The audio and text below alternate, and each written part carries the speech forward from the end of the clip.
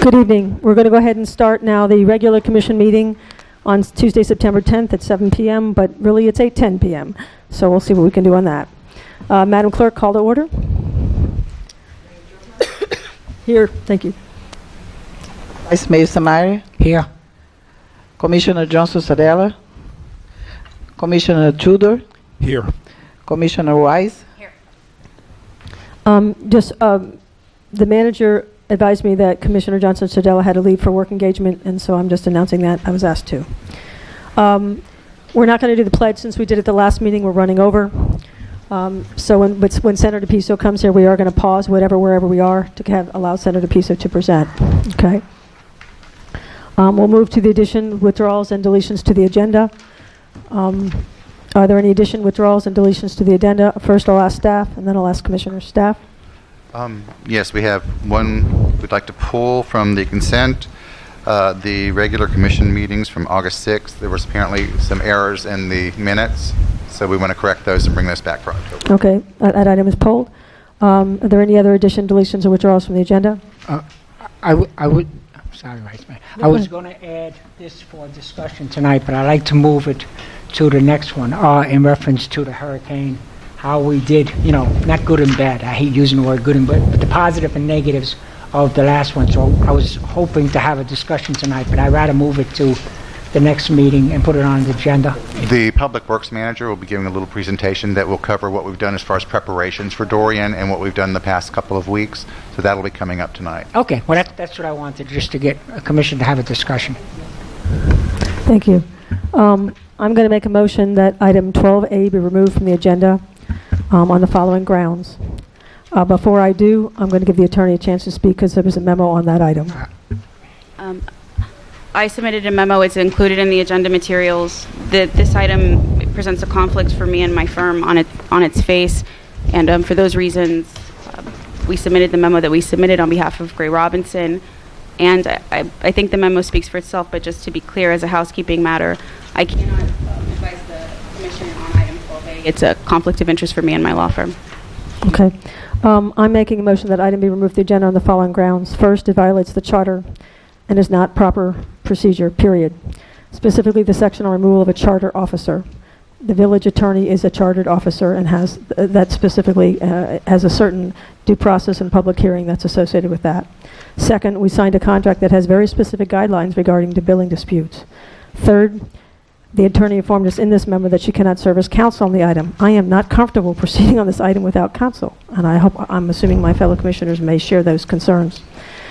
Fourth, are we willing to absorb the cost associated with passing an ordinance to amend the budget to fund this item? Because it's not in our budget now. So I'm making a motion to have that item removed. Excuse me, Madam Mayor. Point of order. I didn't know that you can remove my agenda item, because that's what this is. This is my agenda item. That's correct. Okay. So your attorney's allowed to... Attorney Rodriguez? ...to say, I'm going to remove a She can't. commission's agenda item? The attorney cannot. Attorney, can you answer that generally, not specific to this item? Because you can't. I know you can't address this item. Respectfully, I'm standing by my motion on this particular issue, and I don't want any confusion about it. On this particular agenda item, our firm has a conflict for obvious reasons, and I'm not going to issue any legal opinions associated with it. It's my agenda item. I have to be the one to remove it. Okay. I'm going to, once again, I have an item, a motion on the floor to remove this item. Is there a second to my motion? I second the motion. All those in favor? Aye. No, I think there's going to have to be a discussion. I don't want to just... I understand. I understand, but there's a motion on the floor. Okay. At this point, no? No. So the motion does not pass 2-2. The item stands. Additionally, I object to item 11A for the same reasons given in the past, I think, 3 or 4 meetings. And so I'm going to pass this off to my commissioners because, as you know, I'm not going to vote on this item. 11A is the removal of the mayor.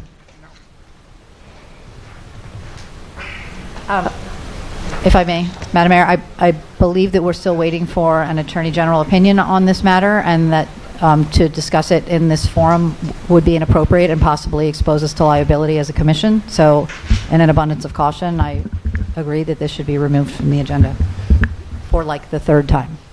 Fourth. I was going to raise this in attorney updates, but I think it's relevant now for purposes of this discussion and approving the agenda. So we spoke with my contact in the State Attorney General's office regarding the status, and I was told it's a matter of weeks.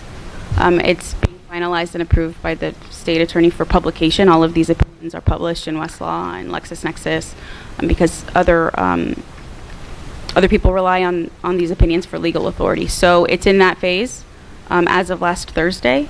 And I provided updates to anyone who requested them on that point. And that's the update from the State Attorney General's office. I'll open up to the other commissioners how they want to handle 11A. If I need to restate my objections, I will do so, but it's the same objections for the last 3 meetings.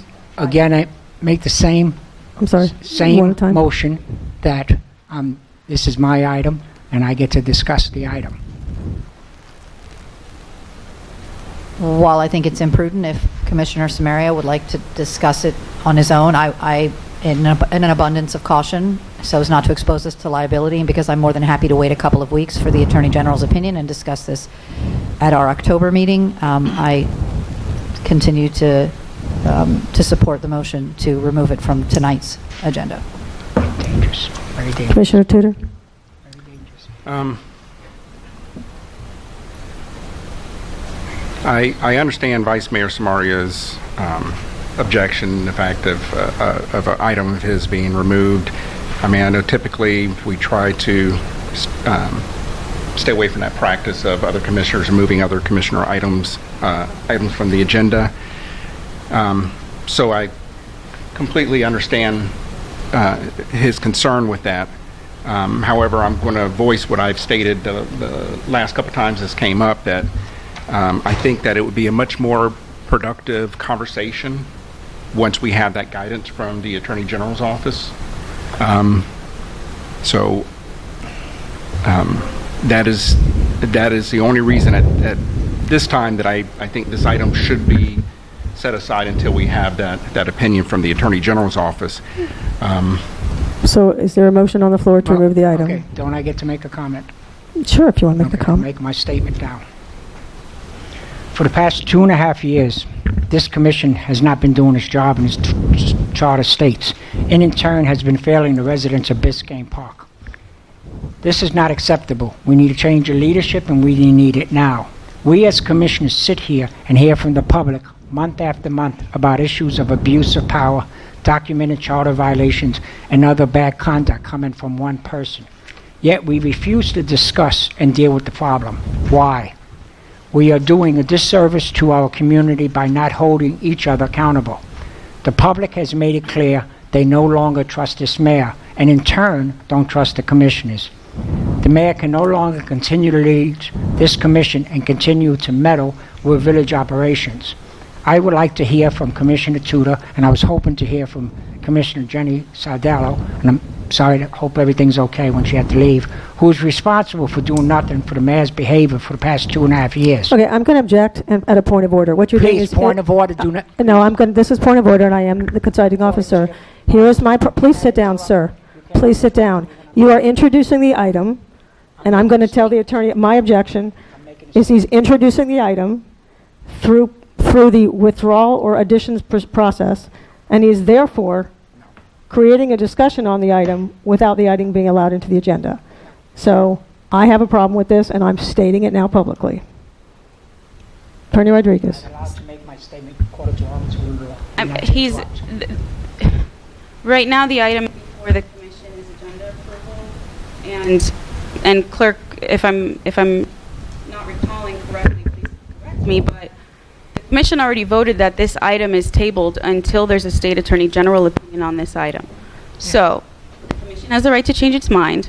If Commissioner Samaria wants this item to proceed tonight, what should be before the commission for a vote is whether the commission has changed its mind about tabling it, because unless the commission votes to change its mind about tabling this until we have that opinion, the commission's already voted on tabling it. So do you want to present a motion to... If I'm correct, she's not supposed to have anything to do about it since since this is an agenda item reference to her.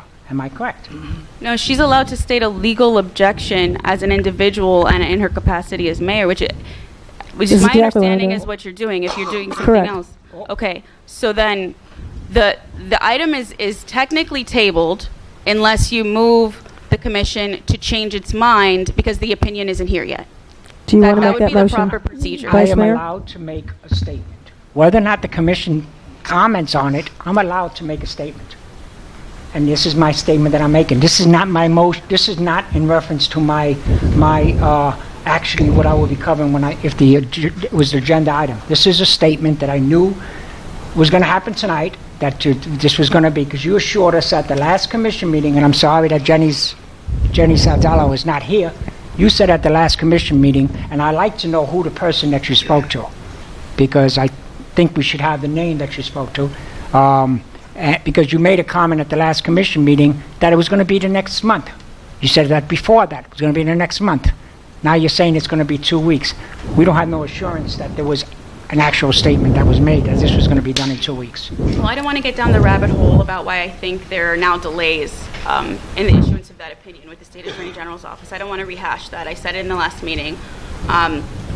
But again, the commission's vote stands unless you move for them to change their position on it, which you haven't done yet. Do you intend on moving the commission to do that? Yes, okay, that's what I have to do, yes. Making a motion that happens. Is there a second to that motion? I'm sorry, can you repeat, Vice Mayor? Your motion? I'm sorry.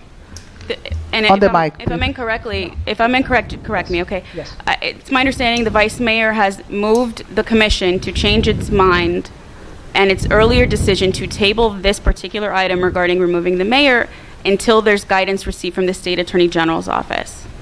Is that Correct. okay? That's the motion that's on the floor. Is there a second? No, the motion dies. Okay, but I am still allowed to make I'm not asking, I'm allowed to make my statements according to our... Okay. Please, with all due respect, Mayor. With please all stop due doing that. respect, you have a comment section, and you can And make it it's- at that time, as long as it's not an actionable it's- item. It's kind of excuse me. strange that both of the agenda items that you want to remove are my agenda items. I don't see anybody else's, I don't see your agenda item being moved. I don't see, You can make a motion to have it squashed if you care to. no, because I don't squash agenda feel free item to. if a commissioner puts agenda item, you should have the respect and courtesy to listen to what that person. If you do not want to listen to the agenda item, then you can not second it. But to all of a sudden decide you in deletions and stuff that you want to delete these two agenda items. One The is first about one, may I respond to that? With your permission, I'd like to respond to that. If you stop interrupting me when I'm talking. Sir, if you keep making accusations and you go on and on and on, but then you don't allow any response to those accusations. And you've made numerous of them. I'm not going to address the item that didn't pass through, but I will address the other one that I requested removal. The reason I requested that removal is I don't want to put us in a legal quandary. Right now, we're exposing ourselves to, in my opinion, a major problem when we go forward with an item that will put us, that's illegal. And if we move forward discussing it, that in itself is illegal. I made the motion to protect the village. I didn't make the motion because I had an objection to your discussion on attorney bills.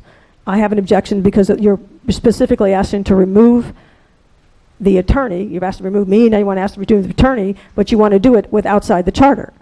And since the attorney is not going to sit on this, we're going to basically be sitting here debating an attorney issue in a legal matter without an attorney. With all due respect, it does not say anything in my agenda to remove the law firm. It says I want an explanation of the money that was spent. We budget for $75,000. We are now over, as of June 30, it was over 80,000. We're already over the budget. We're projecting it to be another 110. This commission approved 15,000. We had, you already made Here's what I'm saying. I'm not objecting to parts of what you have in that agenda. What I'm objecting to is you want to remove a chartered officer. That is a big legal problem. And No, that could it's create it. In addition, the contract states, and this is why, and I'm not going to be going over it because it's going forward. The commission chose not to do this. That's on the commission. But basically, because we have a 2-2. So the issue I have is, on top of that, you have 30 days to remove the bill. That's the contract. Okay, and you signed the check, so you know this. So with respect, I didn't want us to put us in a legal quandary without an attorney. So that's why it has the item to remove, not because it's personal to you. No. And it failed, so let's move on, if we may. Okay. So far we've removed, just as a recap, the only withdrawal so far is item 11A is withdrawn for the reasons that were stated. I did not vote on that item. I recused myself again. The item that stayed, that I asked to be removed, was 12A. That remains, and also the minutes were pulled from August 6th. With that amended, amended agenda, do we have a motion to pass the motion to approve approve the agenda as amended? Excuse me. I move to approve the agenda as amended. Is there a second? There's no second? I'll second. Thank you. All those in favor? Aye. Nay. Aye. Motion passes 3-1. Okay. There's a proclamation. Mr. Samaria, I know you have a very passion for 9/11, and if you would do me the honors of reading this proclamation. It's by the mayor. Please read it. Thank you. Commissioner Tudor, would you help me out on this? My voice is really having a problem. Would you mind reading the proclamation? Yeah. Thank you.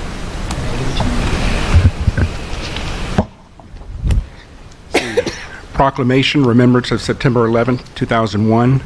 Whereas on the morning of September 11, 2001, terrorists ruthlessly attacked the United States at multiple locations, leading to the immediate death of nearly 3,000 innocents from the United States and from more than 90 different countries and territories. Whereas, in response to the attacks, good people from private and public sectors, police officers, firefighters, emergency medical technicians, physicians, nurses, military personnel, and other first responders immediately and without concern for their own well-being heroically rose to service, attempting to protect the tens of thousands who narrowly escaped with their lives, and others still at risk from the attacks. And whereas, in the aftermath of the attacks, thousands of people volunteered to help in the search, rescue, and recovery of victims lost in the terrorist attacks. And whereas many witnessed to these horrific events, first responders, rescue and recovery workers, and volunteers, as well as survivors, continue to suffer from serious medical illnesses and emotional distress related to the physical and mental trauma of the September 11th attacks. And whereas hundreds of thousands of brave men and women continue to serve every day, having answered the call to duty as members of the U.S. Armed Forces, while thousands had given their lives or suffered injury to defend our security and prevent future terrorist attacks. And whereas the entire nation witnessed and shared in the tragedy of September 11, 2001, and whereas September 11, 2019 marks the 18th anniversary of these heinous terrorist attacks and provides an occasion to reflect on those events and the countless sacrifices related to them. Now, therefore, I, the mayor. of the Village of Biscayne Park, Florida, joined by the entire commission, do hereby recognize the 18th anniversary of the September 11, 2001 terrorist attacks. We offer our most sincere condolences to the families, friends, and loved ones of the innocents who lost their lives that day, and we honor the heroic service, actions, and sacrifices of the first responders, public officials, volunteers, and others who came to the aid of innocent victims. Further, we take this opportunity to recognize the valiant service, actions, and sacrifices of our United States Armed Forces, intelligence agencies, diplomatic services, Homeland Security, our law enforcement personnel, and the families who support them, for they give so much, including life and well-being, to support the causes of freedom and to defend the security of our country. Dated this 10th day of September 2019, Village of Biscayne Park, Florida. Thank you, sir. Now we're going to have a presentation by Public Works update. Mr. Hernandez.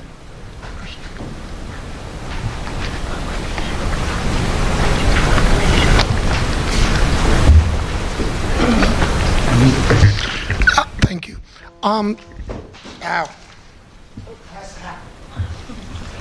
Just a little, I want to make this brief.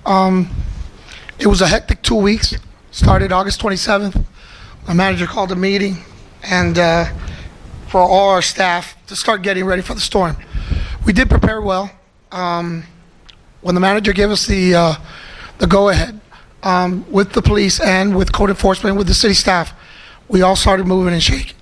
I'm very happy to to report that during the when we got the call from the EOC from the county that we were ready to start mobilizing, we were ready and we were in a very, very good prep mode to make sure that we covered all our bases, which we did. Public Works, police, we all worked together. I'm happy to report that we only had one tree that fell down during the storm, which I'm so glad for that happened. We took care of it the following day, which that happened on Labor Day, which was a Monday. We all know it was a slow storm, so it was very precautious. We had to take a lot of necessary steps. We were very in an unpredictable fashion of when to move, when not to move. But during that uncertainty, where the cone was, if we were still in or outside the cone, we were constantly in communication with the EOC, constant communication with police, and I'm glad to report that we didn't have any, no major damage was. We also, at the end of our deactivation, we also worked with the EOC County, and they had requested us how much money we spent, and we formulated that cost and we sent it to them, at least hoping to see if we could get reimbursed. That cost is that much. I think it was, Mr. Manager, it was like $4,000 or $5,000. I believe it was around. Yeah, around. so see if we could get reimbursement. I know that one of the things that this commission had in reference to Irma was, hey, what are we doing to get reimbursed with FEMA? So we jumped on that to be a little bit proactive in this case. But I'm happy to report that we all dodged the bullet. So. Thank you. I just must thank our entire staff for working so hard on behalf of the residents to ensure the village was prepared. While no one can fully prepare for a direct hit from a Category 4 or 5 hurricane, I must acknowledge the work behind the scenes that the village residents may not be aware of. Manager Manners and staff were tirelessly before the storm. Manager Manners stayed at Village Hall, sleeping on the floor, knowing he wouldn't even take a mattress that I offered. Until he was sure he had a sleeping bag, so he was all set. Until he was sure the storm turned north and posed no further risk to the village. All pre-storm plans were fully executed. I also wish to thank the village attorney who made sure all our legal documentations were in perfect order. The manager and attorney ensured that our emergency management plans and everybody's roles and responsibilities were fully identified and in place. I wish to thank the entire police department. Excuse me. I'm sorry, I'm having a moment here. I wish to thank the entire police department who just did an outstanding job. That includes the chief, commander, captain, and all the officers for putting safety of residents first. Their sacrifice away from their own families is greatly appreciated. You may not know this, but Commander Walschlager's both family members are first responders, so they literally had to find places for their children. I don't think most people know that, and he's going to kill me for telling you. I wish to also thank all the Public Works staff and the Public Works manager, Hernandez, for all their efforts. Regarding communication, I'm once again urging all residents to sign up for village updates, the county alert system, and other Miami-Dade County apps on our website. Storm season is not over, and we're very fortunate that this storm turned out to be a dry run for us.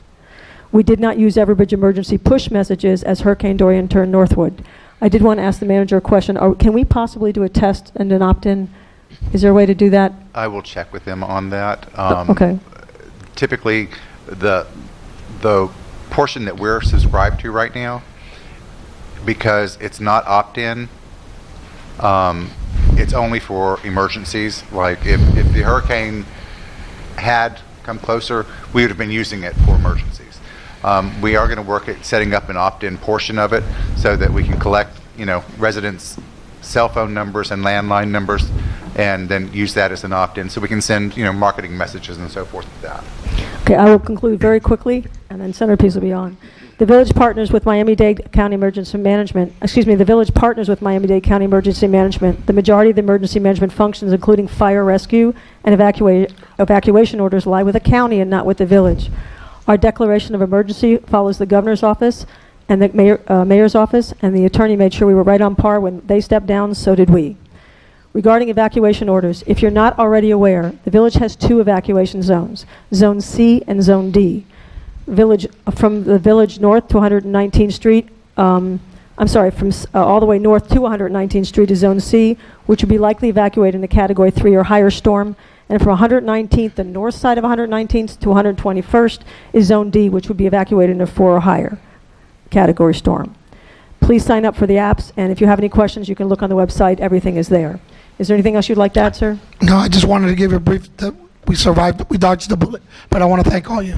Is there anybody else, Commissioner, want to make Any a comment? any questions? Okay, without further ado, I'm going to introduce Dave Caserta, who's our incredibly hardworking lobbyist who does everything he possibly can to get us funding up at the Tallahassee, and where they're getting ready to start session. So without further ado, David Caserta from Government Relations. Thank you. Good evening, Madam Mayor, Vice Mayor, members of the Village Council, and the extremely wonderful residents who I think by now I can call family. Been here for a while and know each of you, and you all are wonderful, and your input is what comes with your heart and compassion, and I know that. So this is healthy. It's always healthy to have great discussions. I remember going through it when I was Vice Mayor in North Miami in the day, and this is how things get done. But I just wanted to, as you know, every year we come back before session, and we have a little conversation about our priorities. And before I do that, I just wanted to share with everyone a little bit about what happened last session. As you know, we had our road appropriations as our priority.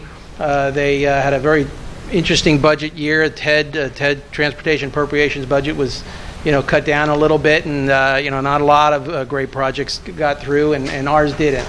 But that doesn't mean that we don't keep fighting after session to find ways of doing things. And so we were successful at putting together meetings with FDOT and with emergency management secretaries, and a bunch of good things did happen.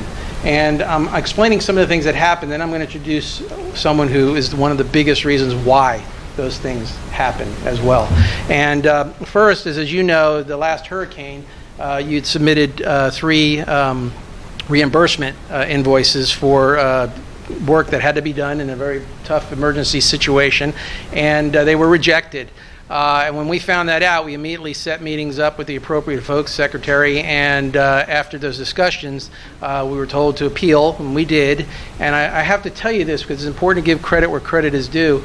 When in conversation with staff at the EOC, the state making a decision whether or not to support our appeals to send it to the federal government, one of the things that they commented was that they have never seen an appeals written the way it was. It was a perfect written appeals for the invoices and on our behalf for the village. And I have, Rebecca, it been a pleasure working with you on that issue, and I have to share that. Thank you. And just to send some love back your way. No, well. On the FEMA issue, I've called Dave Caserta at 10:30 at night, and he always answers the phone and works hard for the village. He's always on the clock, and I appreciate that. My pleasure. So thank you. Well, like I said, everybody here can call me at any time they want, and I will do what I can to answer the questions and to handle issues. But it was something that was said to me, and so we did succeed in getting the state to go ahead and endorse and support the appeals. It went up to the federal government.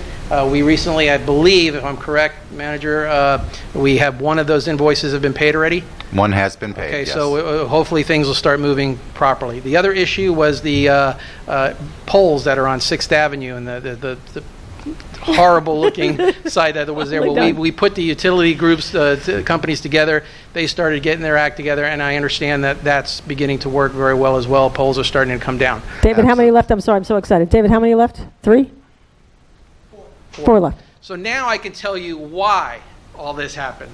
And, when we have leaders, that are elected, some of them usually take their time in the process and go up and just get a feel for what they're doing up there. But we were fortunate to have a gentleman elected who did not do that. He went up to Tallahassee and he said, "My name is Senator Jason Pizzo." And that was all he had to say, because anytime he talked in his committee meetings, he talked with common sense and solutions. Anytime he related to his constituents and colleagues, he was respected, and he respected them. But more importantly, when he deals with his communities, he deals with compassion. And when you have those three elements in an individual, you have the makings of an incredible leader. And I can't say enough about having the opportunity to have met our Senator Pizzo and for what he has done for this community in such a short period of time, and looking forward to doing work with you now. And I want to call you up here, but as you're coming up, I have to also thank the boss. And that is your chief of staff, okay, Maggie Gerson, who I have had the wonderful opportunity of. She hears from me more than he does, and she has ability to communicate, has the ability to listen, but more importantly, has the patience of a saint. And you are amazing. You're an amazing organizer, and I know that what he gets done is you're a big part of that. So, ladies and gentlemen, our senator. Thanks. Thank you, David. Thank you. Good evening, everybody. I'll be very brief. I'm happy to take any questions that you have. Just a little bit by way of background. Before we were in this position, fortunate enough to proudly serve 15 cities and parts of unincorporated Dade, Maggie and I were homicide prosecutors. So we were used to having 150 to 200 serious felony cases. We tried, I think, 17 trials to verdict together in a row. We were a great team. And to Dave's point, kudos really to Maggie. Maggie was a 15-year veteran prosecutor. She finally got up to, I think, $73,000 or $74,000 a year. And then I asked her to take a 65% pay cut to come on board and be my chief legislative aide. And she said, of course. So kudos to her. Also in our office, we have two other aides. One is a former police sergeant from North Miami. She's based in Tallahassee. Her name is Terry Cariota. She's there. We thought it was prudent, instead of having all the staff here, to have somebody up in Tallahassee for you guys. They're the ones that run down to the alphabet soup: DOH, DEP, DEO, FDOT, and so on and so forth. And then also we have Linda Kraft, who used to be a judicial assistant, who's in our office. We learned early, Maggie and I went up early, introduced ourselves to everybody. One thing to remember is that we'll come and go, and we're term limited, and the staff at all of these agencies sometimes are there for 10, 15, 20, and 25 years. So we wanted to meet everybody, introduce ourselves, and we kept our mouths shut for the beginning of session. We have 2 ears and one mouth, so we listened a lot and we try to learn as much as we possibly could. There are so many different ways to convey value or to, and I know the mayor understands what I'm talking about. We saw each other, I think now 10 hours ago this morning. Yep. There are so many ways to convey value back to a municipality or to a county. And quite frankly and candidly, a lot of the people that get elected, sometimes they don't understand math, or they don't understand law, or they don't read, or they're very happy where they are and complacent, and they should do more, and you should expect more. So we've been at a pretty fast clip. We do 15-hour days, about 6 days a week, and we intend to make this a full-time job. The legislature is supposed to be part-time, but I've had the good fortune of working very hard when I was young and doing okay, so this is a completely full-time job for me, so it's not a part-time legislature. Some of the things that I'm most proud of from this past session may not touch you, and they were maybe philosophical or ideological. I worked very hard on the Amendment 4. The likelihood is that the majority of people in this room voted for it. It was the rights restoration for felons, criminal justice related. I worked really hard on that, and the Secretary of State has invited me up next week to speak on the panel to explain it basically to a lot of people. None of the other things were sort of nuanced, and it's about reading and doing your homework. There was an affordable housing bill that was going to go one of two ways. We pushed for one way and had a hand in that.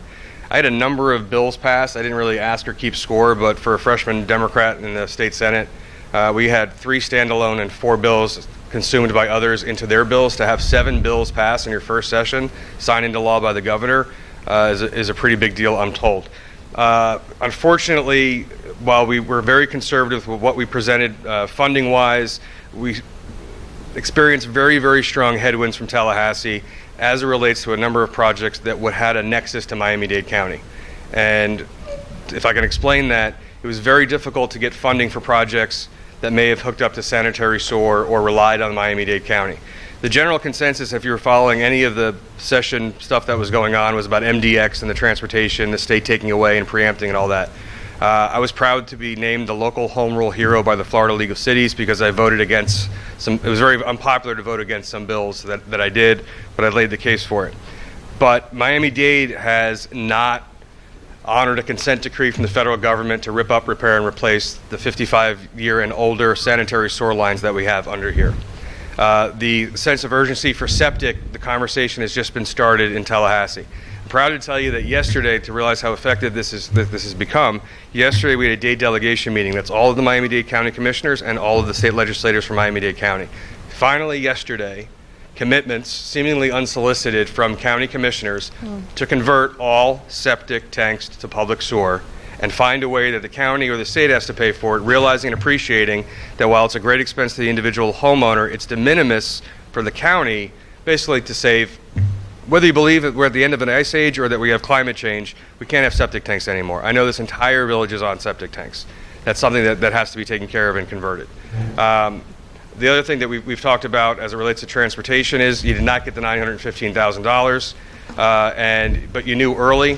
In Miami Shores, we got 50, and then it became 100, and then it became 210, then it became 410, and fully funded a project for Miami Shores. The governor vetoed it out. It was very, very disappointing.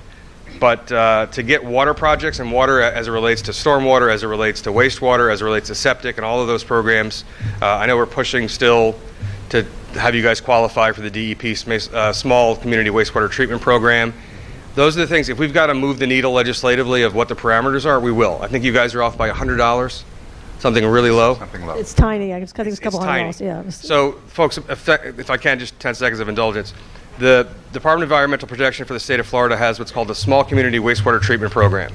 They will effectively front 80%, they'll front 100% of the cost of the installing homes and connecting into a public sanitary system, okay? Then the city becomes responsible for 20% of the cost at one half of 1% over 20 years. The cheapest money you're ever going to find. Now, El Portal qualifies, but Biscayne Park, I think, on the adjusted median income, it might have been $100 over the AMI limit. So that's something that we're trying to work with, and it's effectively free money for you guys to be able to do that conversion process because we have high water tables coming so dangerously close to septic drainage fields. But I'm happy to answer any questions. I'm thrilled to have the job that we do. I'm happy every morning. I wish there were more hours in the day. I just want to thank you for, and I watched you this morning, and compassion is an absolutely accurate word of how you had your constituents and how you, from the smallest problem to the largest problem. You're always available. I've called you on the issues to ask for clarification or for assistance, and you're just always there. And I'm just very, very happy that you're there, and you're such an asset to the village. So thank you very much. Sure. Thank you. With that, I'm going to open up for the commissioner comments, and then if the audience has any, I'm going to allow you to ask them as well. Commissioners? No comment, just I'm happy to hear about the progress for the septic conversion. That's really exciting. It seemed like such a long shot, and the fact that the ball is moving at all is a great thing to hear. Folks, people are going to be asking you for your vote for county mayor, for county commission, for a number of seats, especially for 2020. This is the time to get commitments and promises out of people. I had a county commissioner who's running for mayor ask me, please, and begging me for my endorsement, and I said, I need a written commitment that you will absolutely dedicate county funding and resources to septic to sewer conversion and the repair and replacement of infrastructure. Until I get that, no one's getting my endorsement. Yeah, thank you. I agree. Concur. Anybody else? Yeah, Vice Mayor? I just want to thank you personally for all the good work that you're doing. Continue to do it, and if you can bring us, as you do it, as much as you can, information to keep us informed. Absolutely. Thank you.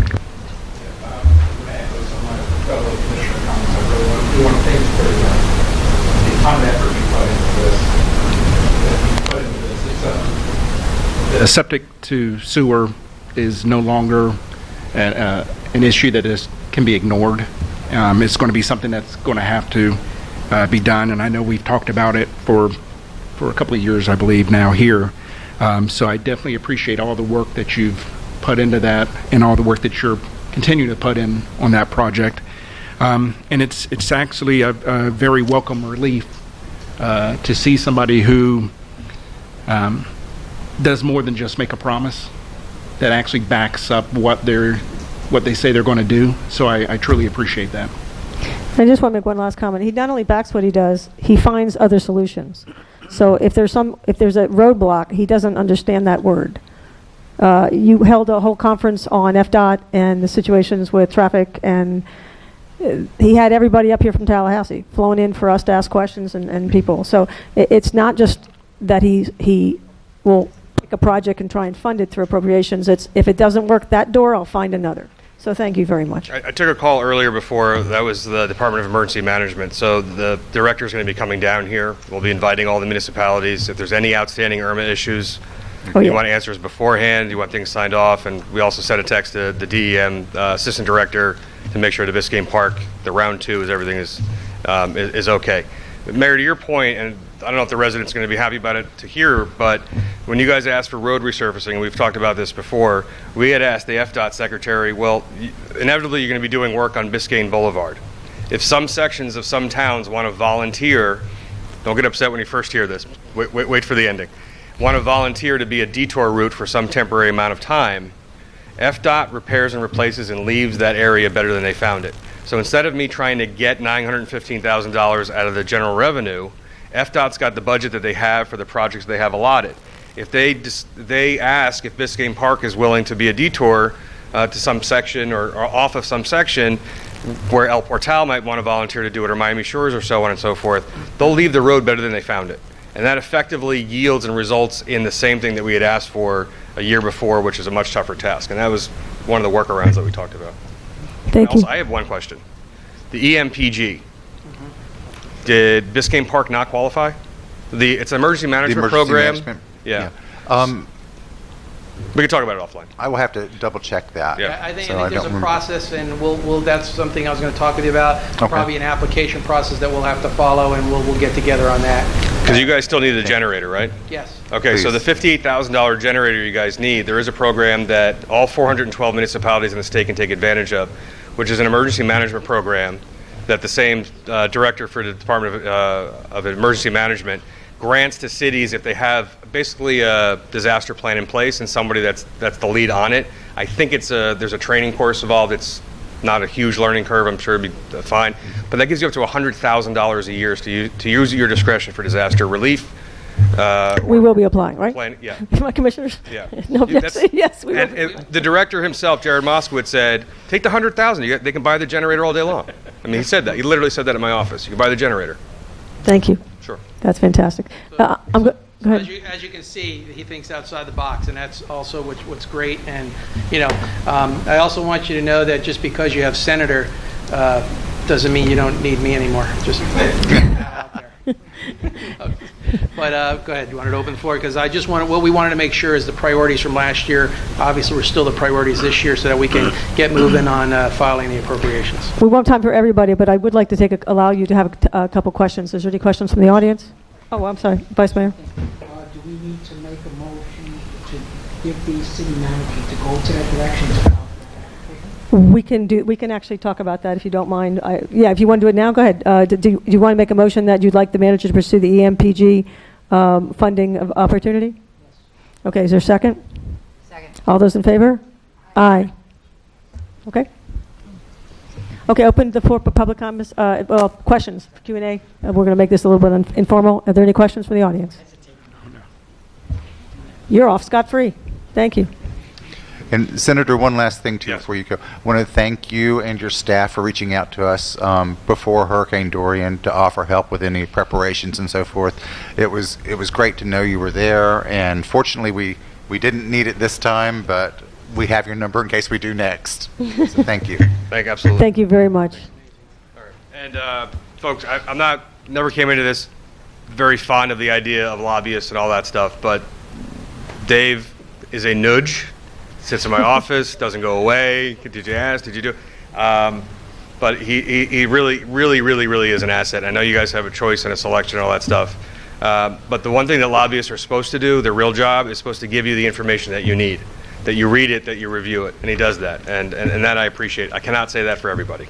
I really cannot, and I don't mind candidly saying that. So it's a pleasure to work with him. Thank you, sir. Sure. Thank you both. Thank you We just both had for a coming. joke. You showed me his phone. He had like 1,400 emails. Okay, and I said, if that was during session, half of those would have been mine. Right.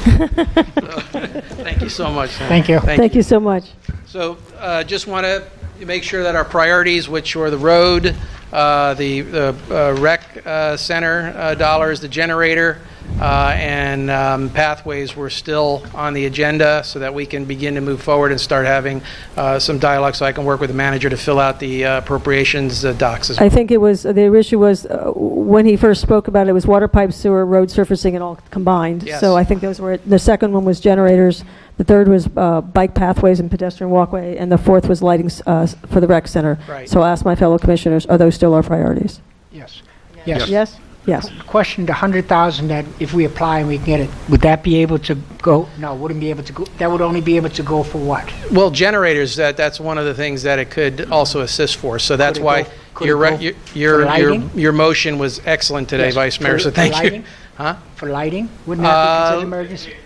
Up to 100,000 is an annual recurring Number. not just For hurricane, as long as you're compliant and, I think there's only $16 million that went out last year. Yes. Technically, only 160 of the 412 cities have taken it. Most don't know about it. And you want to get on the list, and it's recurring every year. So maybe this year, time sensitive and urgent, generator, next year lighting, so on and so forth. Some portion of that should go for an individual. Right. It does have added responsibility for emergency management. for emergency situations. Correct. Okay. Absolutely correct. Thank you. Thank you Yes, very much. Absolutely, man. Any Thank other you, sir. questions? We're good to go? No, that's good. Thank you all once again, and residents, thank you so much for confidence in me. I appreciate it. Thank you. And thank you both for coming. I know time sensitive, you have other things, so thank you very, very much. Okay, we're going to, good. We're going to go ahead and open for public comments. Madam Clerk, if you would call up, well, I'm sorry, beforehand, would you go ahead and read the decorum rules again? Thank you.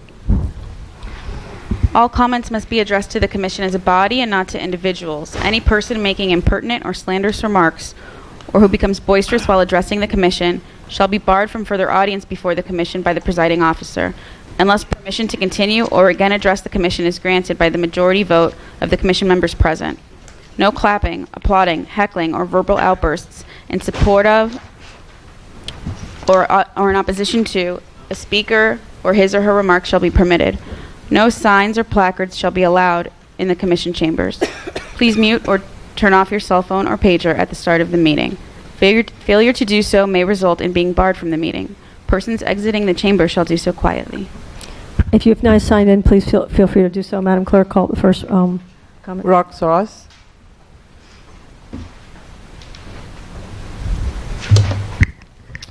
Rox Ross, 11166 Griffin Boulevard. Thank you for bringing Senator Pizzo in, along with Dave Caserta. They're both doing a really good job for us, and that's good news. I had several things to talk about, but I'm going to focus on the most important one, which is item 12A, the attorney's invoices and future role. I've written to you for a couple of months now on this without much response. These fees are definitely excessive, and last month you all agreed to talk about it. You all determined recently that the village attorney is the law firm of Gray Robinson, GR, not John Herron, so it also is not the individual who is sitting at the dais tonight. Vice Mayor's item invites discussion, and Ms. Rodriguez adds a conflict of interest memo, which incorrectly claims that the charter provisions for removal of the village attorney are triggered by this agenda item. They are not. You are not precluded from discussing excessive attorney's bills, billings that are not in compliance with GR's retainer agreement. Although most of you didn't acknowledge my emails, I believe you all have the details I sent on more than one occasion.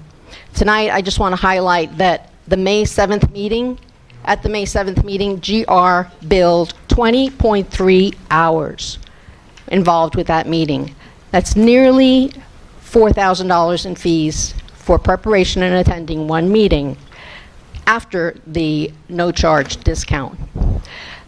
That meeting included a 40-minute attorney's presentation and selection during which GR presented itself to the village.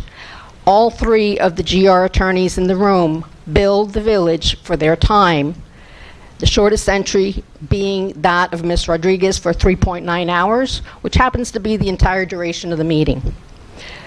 Rodriguez spoke last month about the no charge implying a substantial savings to the village. Well, in the 6 months reviewed, the invoices show no charges for 5.3 out of 210.5 hours billed by Rodriguez alone. The no charge fee was $1,192 when compared to GR's total fee for those 6 months of $76.86. The savings is less than 2%, a paltry measure in light of the double and triple billings itemized in the details that I sent you. Those bills are egregious. I'm embarrassed that our community has to engage in this unpleasant discussion, but we are left with little recourse when the manager doesn't manage the attorney's agreement or control the budget or review and question the billings. When the mayor is not judicious in using village resources, rather arrogating services for herself and her own benefit, and when the majority of you fail to execute oversight and are critical of the vice mayor, Samaria, and village residents for asking questions, don't ignore your fiduciary Please finish up. Thank responsibility you. on this one. Thank you. Next person. McDonald Kennedy, please.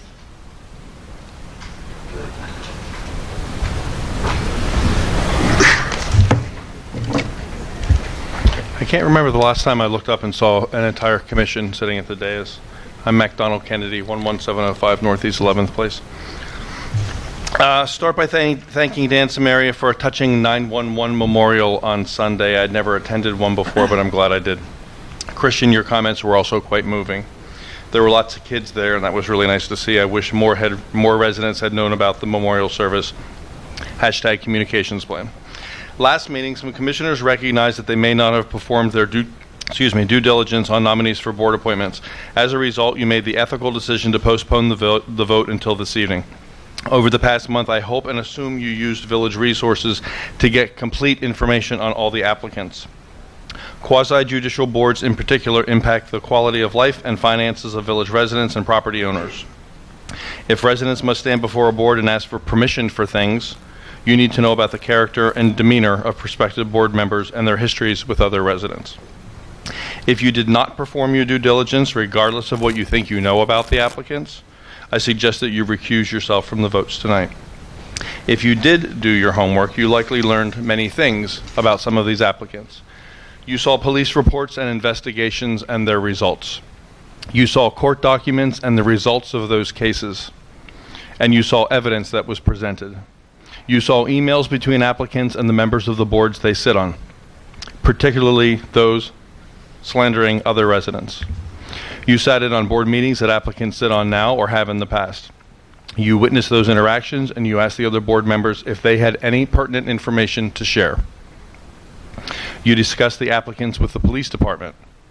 You asked neighbors and other residents about the applicants that they may one day stand before. You discussed the applicants with the village manager to learn what he may know about the applicants that you didn't find in those searches. I would like to think he would volunteer information, but you should have asked him. You determined if an applicant's job might present a conflict of interest and whether the applicant has a personal history with residents that might make residents afraid to stand before them on their board. Thankfully, you now have 3 applicants from which to choose for P&Z. So if one applicant is even questionable, you do have options. Do the right thing and at least limit this village's liability tonight. I wanted to talk about Betsy's branding proposal. I'm going to go super fast, and I'm going to try not to direct it at you. It's kind of ironic that I'm going to criticize this in any way because I wholeheartedly support this taking place. I was on the group of volunteer residents who put a group together and tried and introduced it to the commission a couple of years ago. You probably weren't aware of that. And we did a bang-up job. So I'm glad it happened. The result I'm even not unhappy with. I saw some of my own wording in there. Would like to see a little footnote crediting me. I know you're probably going to say something nice later. I'm just kidding so about sorry. that. Can you Real conclude quickly, I'm your going to wrap thought, up really please? quickly. My problem is not the project or even the results. It's the process. It was all Betsy. Nobody was involved in the questionnaire. You guys never discussed this project. Talking about something as big I'm and so broad sorry. as Can you branding please and vision, conclude I it? know. Thank you. But something But so we big have- and so please conclude your overall thought. important. Thank you. And something so important that really impacts everything. Everything would trickle down from that, and you guys never discussed it. You never had a conversation about it.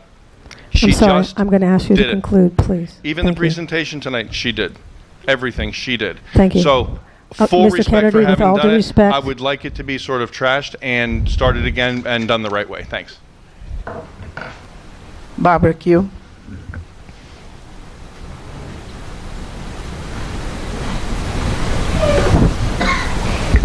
Barbara Kuehl, 111th Street. After listening to this meeting, I've got so many things crossed out and rewritten, I don't even know where to start. I'm going to start with the Code Compliance Board.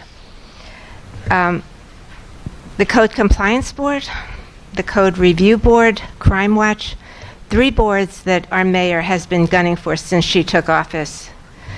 Mr. Manners said that there had been problems with the Code Board, but failed to give any examples. The attorney said that they had violated sunshine, reporting code violations privately, but that was false information. She hasn't refuted it. Have any cases have they ever been overturned by the courts? No. Have any cases ever gone to the courts in dispute? No. The Code Compliance Board's mistake was to tell the manager and the commission that there were problems with our code employee. But the result is that she gets a new SUV and raise, and they get disbanded. Waste Pro. Everybody's been writing on Nextdoor about Waste Pro. I've been writing to this commission. I even wrote to the manager asking, since North Miami is getting picked up by Waste Pro on Monday, what about us? But I didn't get a response. What are we doing with the contract? How do we hold Waste Pro accountable? I'd really like an answer, because I know you're going to be doing the contract if you haven't done it already, but are we protecting ourselves as a village? Do residents have any, is there anything to make us feel better that we're getting our money's worth, or do we just take whatever they give us? The budget. Attorney fees. You know, it was interesting listening to the budget and the discussions and contingencies. Our attorney fees, $75,000 for years, and I don't remember having gone over that. I don't remember the attorneys coming back and saying, well, you know, residents asked me questions, I had a lot of issues, I've been very busy. Somehow we lived within our budget. And I actually blame the attorney as much as the commissioners who are running up the bill, because just like if you were going to, say, an interior decorator, and you said, I want this and I want that, if you told the interior decorator or the attorney you had a budget, that person should say, you know what, you're going way over your budget. When you have private conversations with me, and they're adding to our monthly bills exorbitant fees, if you don't know yourself that you're doing this, and the attorney doesn't point this out, as a taxpayer, I don't want to give them more money. We could have had John Herron for $75,000, but somehow you thought it was better for us to almost double our bill. And it really ticks me off, because I could have thought of a lot of things to do with that extra money. Speaking of the budget, which I forgot to mention, the bus stop connectors, $142,000 somehow appears in our budget. No discussion at commission level, no input from the community. How do you make up a budget and stick something like that in?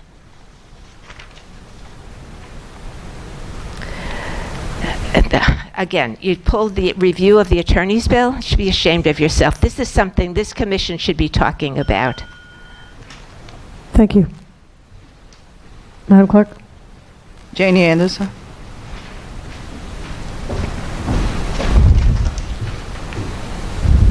Janie Anderson, 11th Place and 119th Street. Once again, I've got to thank Public Works Manager Hernandez. That high lift is making such a difference. The guys are doing a great job. Thank you, thank you. Regarding the special magistrate, I stand by what I said last month. With the direction this commission and administration are taking code, it doesn't matter who hears the cases, might just as well be a special magistrate. And this move comes as no surprise, because Tracy said on more than one occasion she believes there needed to be more control over the code board. Actually, she said the same about planning and zoning, but that's going to be a little tougher to get rid of. And certainly it'll be easier to control one person employed by the village than 6 dedicated, involved resident volunteers. And I knew we'd be the ones blamed for the July meeting, which, by the way, inconvenienced several property owners, one of whom had flown in from out of town. Scapegoating residents has become the new normal. I mean, perfect example. Rather than the manager who attended plenty of our meetings sitting with us and discussing whatever these serious issues through the years were, no, he blindsides us at a commission meeting knowing he'd be protected by Tracy's rules We have no idea what he's talking about. We can't defend ourselves. Again, scapegoating residents, the new normal. And as for the special magistrate being more efficient, well, here's some inefficiencies. Approximately 30% of our meetings have been canceled in the last 2 years, 3 in a row, July, August, and September. Had everything been done to raise that second code officer's salary to one that someone would actually take the job and keep it, likely all those meetings don't get canceled. Likely cases don't get further behind. It is too much for one person. That's obvious. And it was unfortunate that until the code officer got back, nobody did the courtesy of telling us September's meeting was canceled. She shouldn't have had to worry about that. Surely someone else could have let us know. And Rebecca's mentioned more than once that the village's attorney cannot act as counsel to the code board. Well, not only does Chapter 162.05 say otherwise, but the gentleman that comes recommended for you to hire says very clearly in his cover letter that as city attorney, as county attorney, he has in fact counseled code boards. Waste Pro, 5 service issues in 2 weeks. When does there become a sense of urgency? First of all, did you deal with the fact that how did we blow not throwing an RFP out there? How did that even happen in a year when a contract is expiring? And it's really quite ironic that Waste Pro has gone markedly downhill now that they, of course, realize we have no other choices. We didn't put anything out there for bid. We've got to be able to work with them. 5 big issues within a 2-week period. When are we going to start tasking the manager and the attorney to look at the contract, to look at performance clauses, to find out what legal remedies we have? It's gotten completely out of hand. Thank you, Ms. Anderson. Madam Clerk? No other. Are there any other further public comments? Please go ahead. Mr. Ross? Chuck Ross, 11166 Griffin Boulevard. I'm sorry, I thought the clerk had added me. First, I want to finish something that my wife was going to say, Rox. As far as the Charter Review Committee is concerned, you have to step up the calendar. It should be in the commission hands by March 31st, which is also the period prescribed in the code, section 2-35, to give the commission to consider the board's report, time to consider the board's report and pursue any of the proposed changes by the ordinance, with 2 public hearings as required by the current charter. She communicated this, but she says in here that she didn't receive an answer on that. As far as me, I had to, like Barbara says, do a little rewrite. But let me just broach one subject, because Janie touched on it, is that at the last meeting, my name was thrown out by the mayor, and I was accused of making false statements against her, and I'm sitting in the audience, and really there's nothing I can do about it. And that's not proper, and it's actually a violation of the decorum rules. And I came here prepared to actually defend some of the things I've said, but I don't want to take up everybody's time tonight. But I'm prepared to, meet you on equal footing anytime and debate my concerns about some of your behavior. As far as the comments about the budget ordinance, the budget ordinance does not have to be done when at every time that we do a change. It can be done at the end of the year. So this information was absolutely incorrect. Again, one of the things that I do want to state, and it's becoming quite apparent, the senator made a comment about this project, and I'm getting the idea that the only person that actually knew about it up there was the mayor and the manager. I mean, I would ask the other commissioners, did you know about these conversations the mayor was having? Well, can have, because we didn't never discuss it in public. So that's a problem, where the mayor is acting in a way that she's running them, apparently, I'm going to say apparently, in the position of actually running the village and not the manager. Thank you. My time up? I didn't hear a ding. Maybe she never started it. I get 3 more minutes. Sorry. Thank you, sir. I would like to adjust the one comment that you made regarding... Can I stand here while you adjust it then? Because that's the problem. Go ahead, I'm sorry. You can stand there, but we're going to be calling... Well, if it's going to be something that I'd like to refute. Then I will wait till you sit down. Is it something... No, I'm not going to sit down if it's something I might refute. You finished? Please have a seat. Madam Clerk, there's one more person who'd like to come up. Ms. Gersten. And while Ms. Gersten is coming up, I'd like to make a comment. As far as the grant, anybody can find out about grants that are available. Anybody can call up Mr. Caserta and ask what opportunities are there, and anybody can meet with the manager to have conversations and ask about them.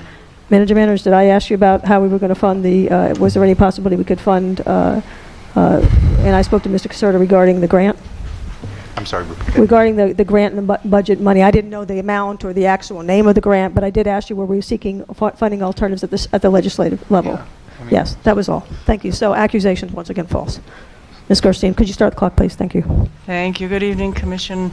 Good evening, Mr. I'm sorry, would you Manager. start the clock again, and could you put the mic closer to you, and could you state your address as well? Can you hear me now? Oh, I can hear me. Okay, good. Good evening, all.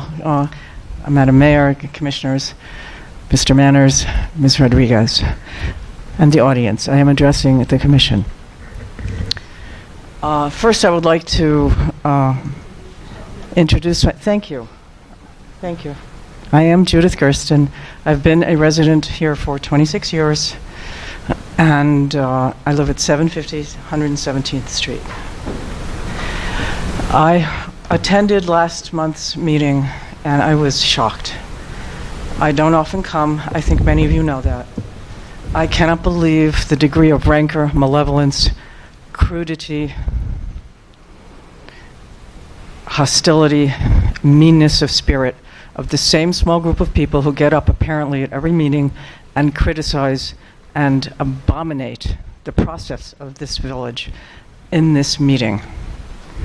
They're a small group of people. They do not represent the rest of the village. They certainly don't represent the rest of the voting public. And I think all of the commission should take that into account when they hear every single meeting the same people say the same nasty things about all of you, about the village manager in particular, about the new attorney in particular, about the mayor in particular. They are personal, apparently, to me, in my opinion. They have nothing to do with the running of this village. As far as I'm concerned, this village has turned around in an incredibly wonderful way. I am so happy to have our village manager. I thought the prior two village managers were atrocious. I have seen many commission bodies who sit where you sit now, of course not here, but at the rec center, come and go, and I have seen very little done over many years. I'm very happy with this commission. I'm very happy with the management of this village. I think the village attorney is doing a good job. I'm not talking about any issues with her billing. That's not my business. Excuse me. Please don't interrupt. I would like to reclaim any time from nasty comments coming from people who are not here where I am standing. I'll give you Thank a few minutes. She's okay. First of all, I would like to address the issue of a magistrate versus a board for code enforcement. I know for many years that we have had a board. I know that it has functioned in accordance with what is really habituation. I don't think it is the future. I don't think it's a smart idea. I do think we need a magistrate, and I have many reasons for that. I'm not going to go into all of them, but I can tell you this. A magistrate is an objective person. A magistrate is not someone who lives in the village, just like you don't want a village attorney who comes from the village. You don't want any influence. You don't want anything that is not objective. And the argument, which I heard over and over again at the last meeting, I don't know if it's been made before that or not, but many of the residents who sit here and come up and complain about things complained about the dissolution of the board for one reason that I think is sort of weak and not effective in any way. The fact that they say that they know the village better than anybody else has nothing to do with administering. I'm terribly sorry, but I'm going to give you another 15 seconds, but then you have to conclude It has your nothing thoughts. to do with that. One person can do that for everybody. One person can read the code and can apply the code to a specific instance. That is more objective than any board could possibly be. And I do hope that the Kuehls will consider me still their friends. It is not personal to them. It is not personal sorry, you're to gonna have to anybody conclude else your here. thought. All right, Thank thank you. you. I'm finished. Thank you. Thank you very much. Okay, that concludes public comments. I believe. Okay.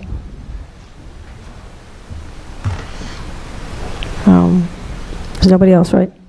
Just making sure. Okay. That concludes public comments. We're going to go ahead. Is there any information updates, Manager Manners? None at this time. Thank you. Can we vote to, there's only actually one item on the consent agenda. Can we vote to approve the balance of the consent? We have the I thought we already did that. minutes also. We already did that. It's 3-1. Number 8, consent agenda. Do we have a motion to accept the resulting consent agenda? I make a motion. Move. Go ahead. Okay, second? You guys can compete over seconds. I'll second. Okay, I'll all move. those in favor? Aye. Aye. Okay, so 3-1 passes. Now we're going to go ahead and move to ordinances or none. Resolutions. Attorney Rodriguez, please read Resolution 2019-21, and also can you explain the requirements for serving on the boards for this resolution? Resolution 2019-21, appointing board members. Resolution of the Village Commission of the Village of Biscayne Park, Florida, ratifying the selection and appointment of members to the Village Planning Board and the Village Parks and Parkway Advisory Board, providing for an effective date. So moving forward, we have applicants for both boards, so we'll take one at a time and then we'll vote. There are members for, Madam Clerk, do you want to pass out the ballots? Thank you. Can I? So we're going to do the Parks and Parkway Board first, Sorry. I'm looking at the wrong thing. and then we'll go Yes. to the, both? Okay. Actually, we can vote for both at the same time, actually.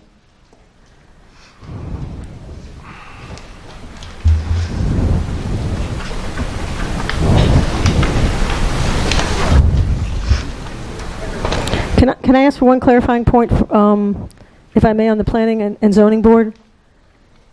You have to, I just want to make sure so we don't have an issue. One of the applicants has not lived here, I don't believe, the required time.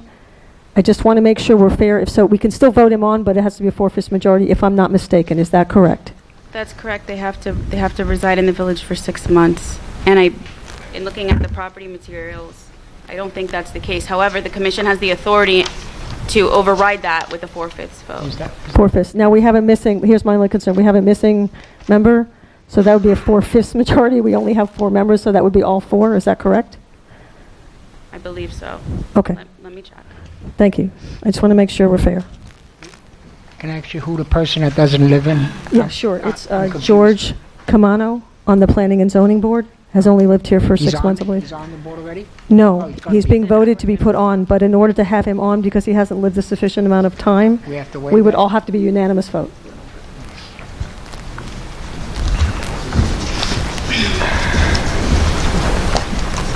So the planning and zoning is 1 member. This is resolution 2019.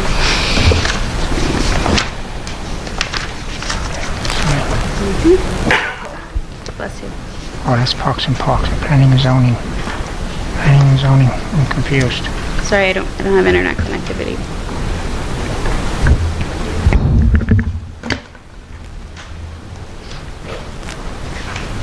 I sent it to Roseanne, but I can't find it. Give me that.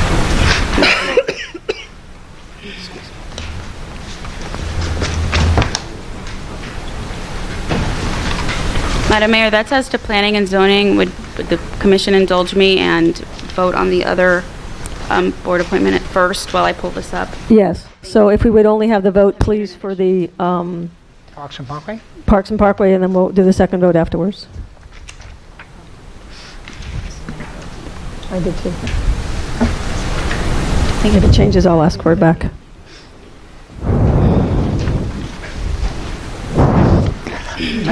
Yeah. Ask Alex what's... Okay, cool, I'm sorry. No, Okay. go ahead. please. We have Dan Keys on to here, and he's also applied for the Charter Review Board, so we don't, I mean, if he's not, I'm trying to figure out if he's on the alternate, because what I was going to make a suggestion, just to let you hear my suggestion. Sure, no, it's a legal question more than it's for me. but It's for, well, he can't be on 2 boards, he can't. I think he can be on the Charter Review Board. Yeah, sorry, that's correct. He could serve on the 2 boards, but if he were to run for office, he would have to resign. That's what your current charter says. Excuse So me, he your can- current he- code says. He can be on both, especially with charter review. So you can vote him on Sorry, both if you care to.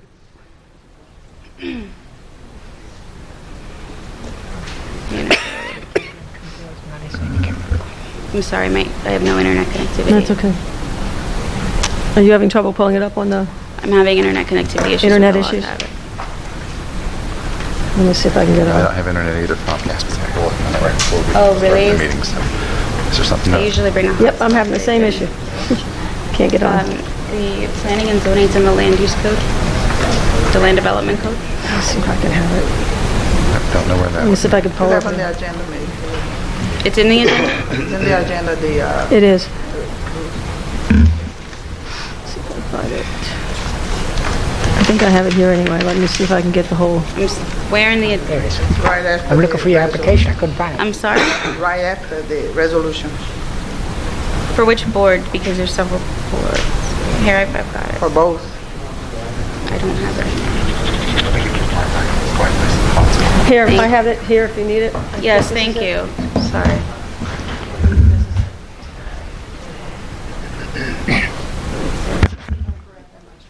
Your question is regarding The planning question and was, zoning board. if a resident, I know there was some residency timeframes, and this resident didn't meet that time frame, but we can still allow to vote that individual on. But my concern was with one person, and I believe that's a 4/5 majority, so that's the first question. And then the second, does that mean we have to have all 4 votes because one of the commissioners is absent? Right. Because it says 4 out of 5, and we have only 4, so I'm assuming we can't do 3 out of 4. 4/5 and not supermajority because you still could have a supermajority with commissioners Right. present because you. I thought it said 4/5, but if you'll double check. That's what I just want to triple confirm before the appointments are made. 4/5. So there's 4, so all 4 of us would have to vote Correct. him on. Is everybody clear on that? On that? Oh, okay. So for the candidate, Mr. Camano, that we, all of us would have to vote him for unanimously in order for him to be on the board. Because of the residency issue and the charter, the way it's written. Oh, yeah, I'm waiting to find out.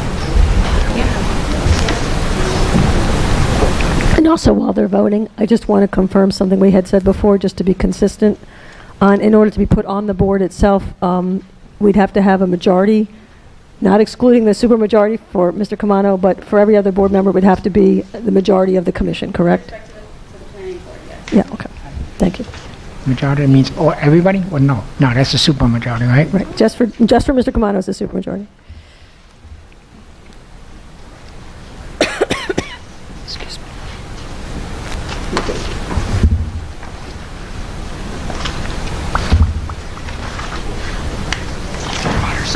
Okay.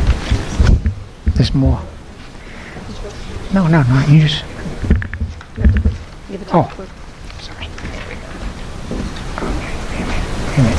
Okay, which one are we talking about? This one, right? And which, this is, oh, And if you could submit both to the clerk for us, please. I gave you the wrong one.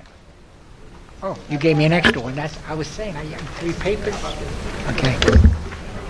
Oh, yes, we can do that. I'm terribly sorry. Thank you. I will read all the candidates. Yes. The candidates, can I have or a blank one if you don't mind, so I can just read all the So- names off? I know them by heart, but I just want to make sure I don't make a mistake. Sorry. The candidates for the Parks and Parkway Board is David Raymond and Daniel Keys. The candidates for the Planning and Zoning Board are Joe Camacho, Joe Camano, Laura Graves, and the third one is Virginia Halpern. Thank you. Okay, you can have them back. My mind works, thank you. While the village clerk is calculating those boards, would there be an objection for us to go through this charter board appointments while she's counting, or do you want me to take a few minute break? I think that this needs to be in the sunshine and the ballots should be counted before we move on to the next agenda item. Okay, that's fine. And disclose to the public for the minutes. I'm sorry for trying to shortcut time. It's 9:30, so I just want to make sure we got through the agenda this evening. And thank you for the audience for your patience.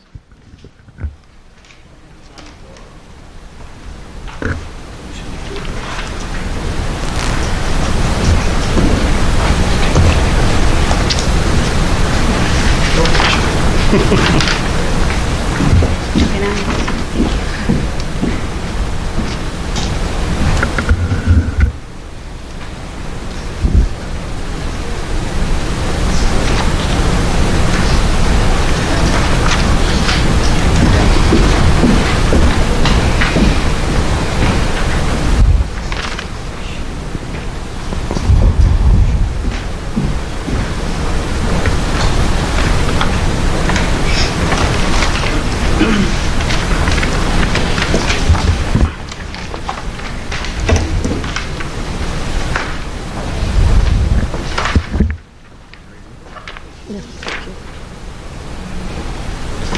the Parks and Parkway Advisory Board, the votes were four.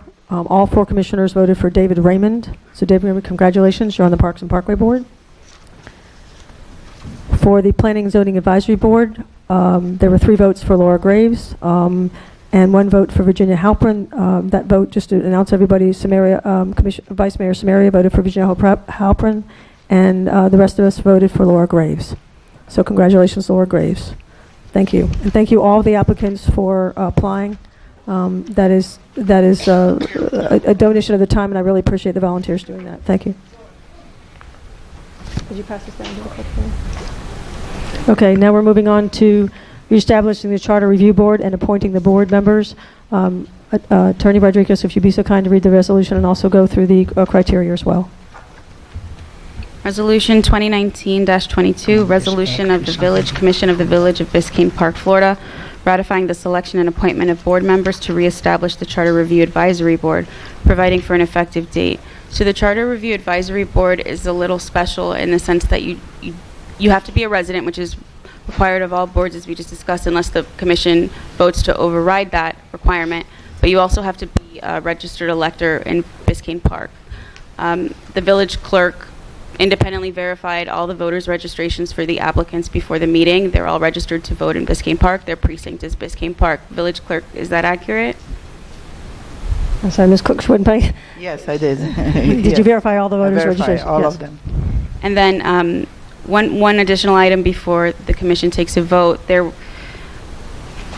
When the village advertised these vacancies, there was a deadline date, but not a deadline time. So there was a resident who submitted the application the day of the deadline, but after the agenda materials posted to the village website. So that resident is McDonald Kennedy. It's my recommendation that his application be treated as timely based on how the village advertised the vacancy. But I recommend the village maintain that any applications that were not received on or before that date be deemed untimely and not considered. It's my understanding that's the only additional application that was received during the time period that is not in the materials before the commission. Is that right, village clerk? Received on a Saturday, one day after the deadline. I received another application.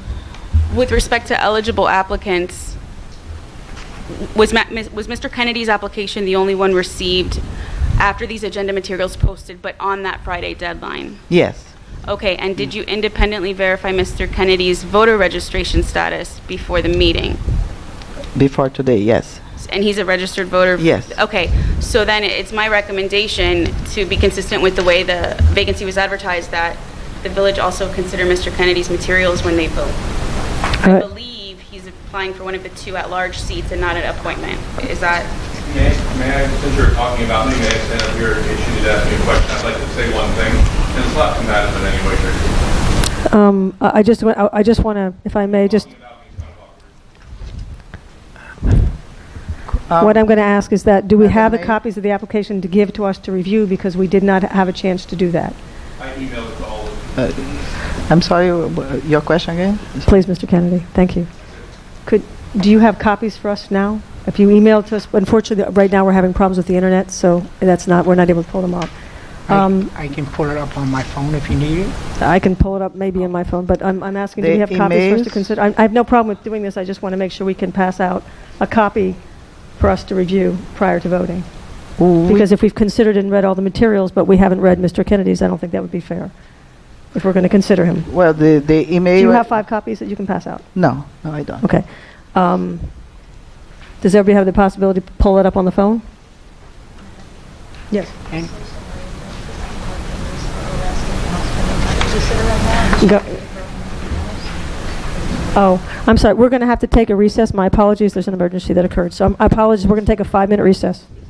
Everybody, we're going to go ahead and reconvene. It's now 9:43. Thank you for the break. Before us now is a discussion on whether to include Mr. Kennedy's application. That takes commission approval. The recommendation by the attorney is to go ahead and approve it since there was no time certain at the end of the day.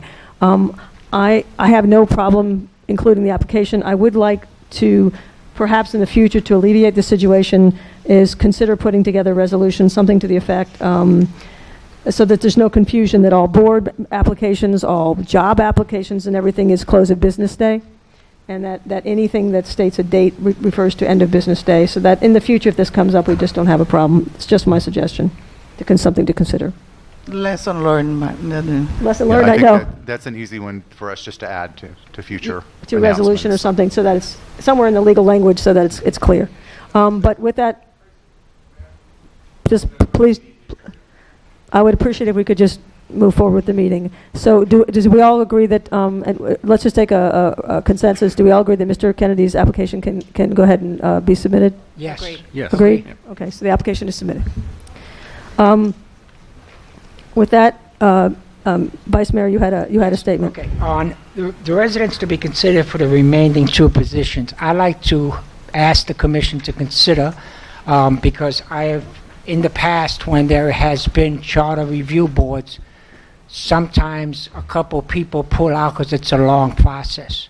I'm asking the commission, I know we got out of the 4 people, 2 people to be picked. I would like to, if the commission agrees, to have the other 2 people that are not picked to be picked as alternates, meaning they would attend them, if they agree, they can attend the meetings and would be able, that's where the process continues. Go ahead. I think you have to vote on, you have to announce your individual commissioner appointment first. Okay. Because it doesn't require a vote, right? Okay. You each have your own appointee. And then for the 2 at-large seats, you would need to take a commission vote as to who gets the seats. Then when that's done, Okay. yeah. Okay. Okay, so first announce, I'll have a roll call, if you don't mind, to just, Madam Clerk, just roll call, and we'll announce who our applicants, who our appointees are. And then, The appointees. and if it's okay with the mayor, I'd like to make a statement vote? afterwards. I'm sorry? First, if you just, we're going to first read off the actual choices by the commissioners, so if you call each commissioner's name, we'll identify our applicants. All right. Mayor Troopman? Judith Gersten, who has extensive experience, as you can read, and I think that'd be a good addition.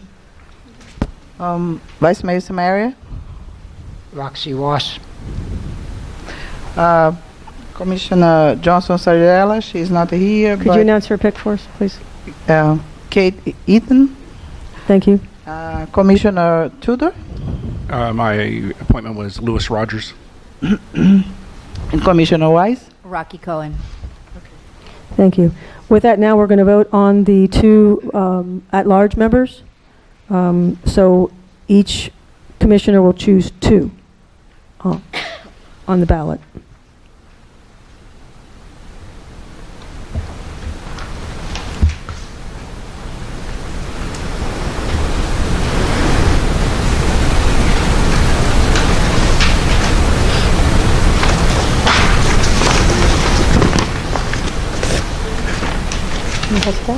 Thank you. sir. Can I make a comment, please? Pick, select, just make a short comment. I'll be happy to open to discussion after No, the I'm vote, sorry, yeah. because I know you wanted to No, I'm discuss just it. But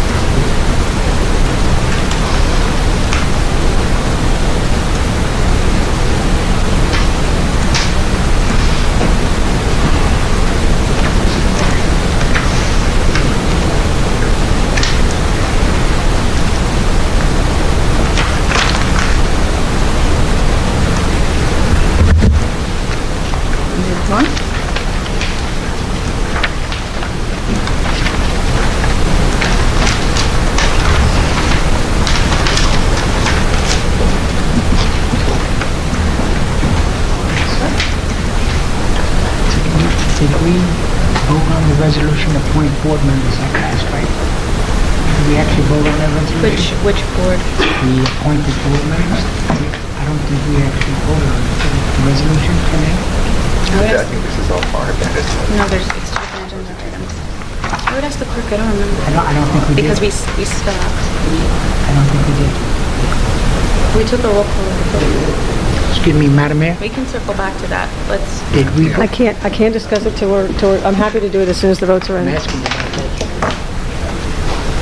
that. I'm willing to, but I have to be public and transparent. We can't do it until that's done.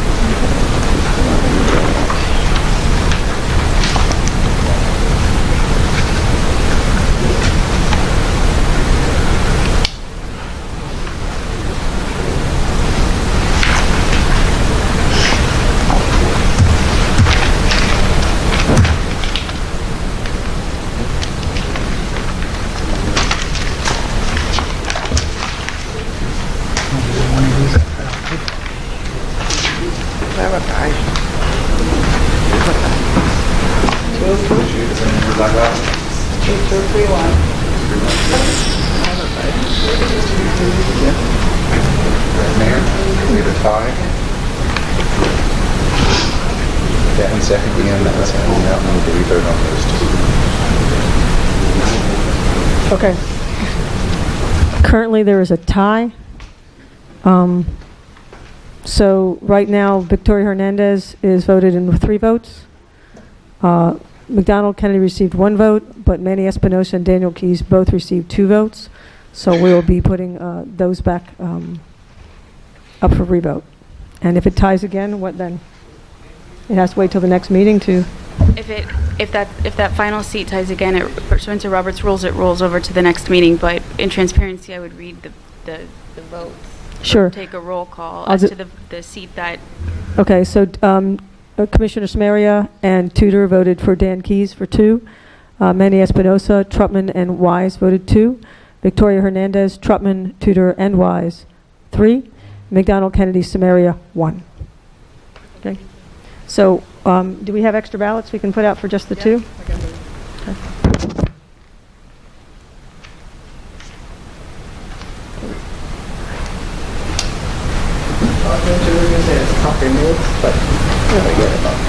Yeah, please. Okay. Cross this off.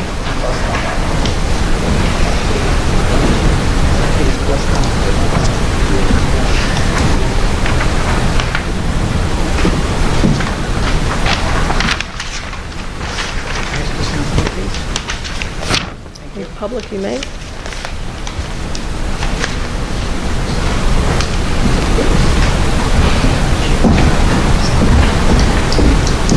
I don't know.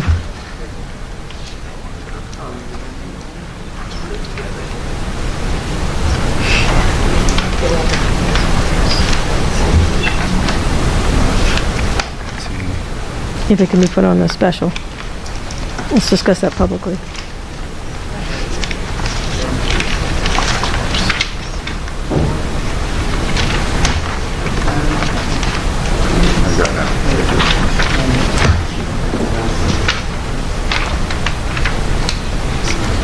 Commissioner Tudor.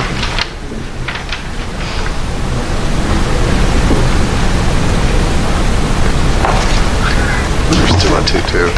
2-2. Nobody's changed their vote. Okay, so with that in mind, right now we have 1 at large. I do have some clarification from the attorney. Since the applicant's already in, are we going to open up the applicant pool further, or are we going to just wait till we have a full commission and vote on the same group? It would seem to me that that would be the equitable way, but... Serving on any board or committee for the village is not a right. It's an appointed position. They serve at the pleasure of the commission, so it's the commission's choice.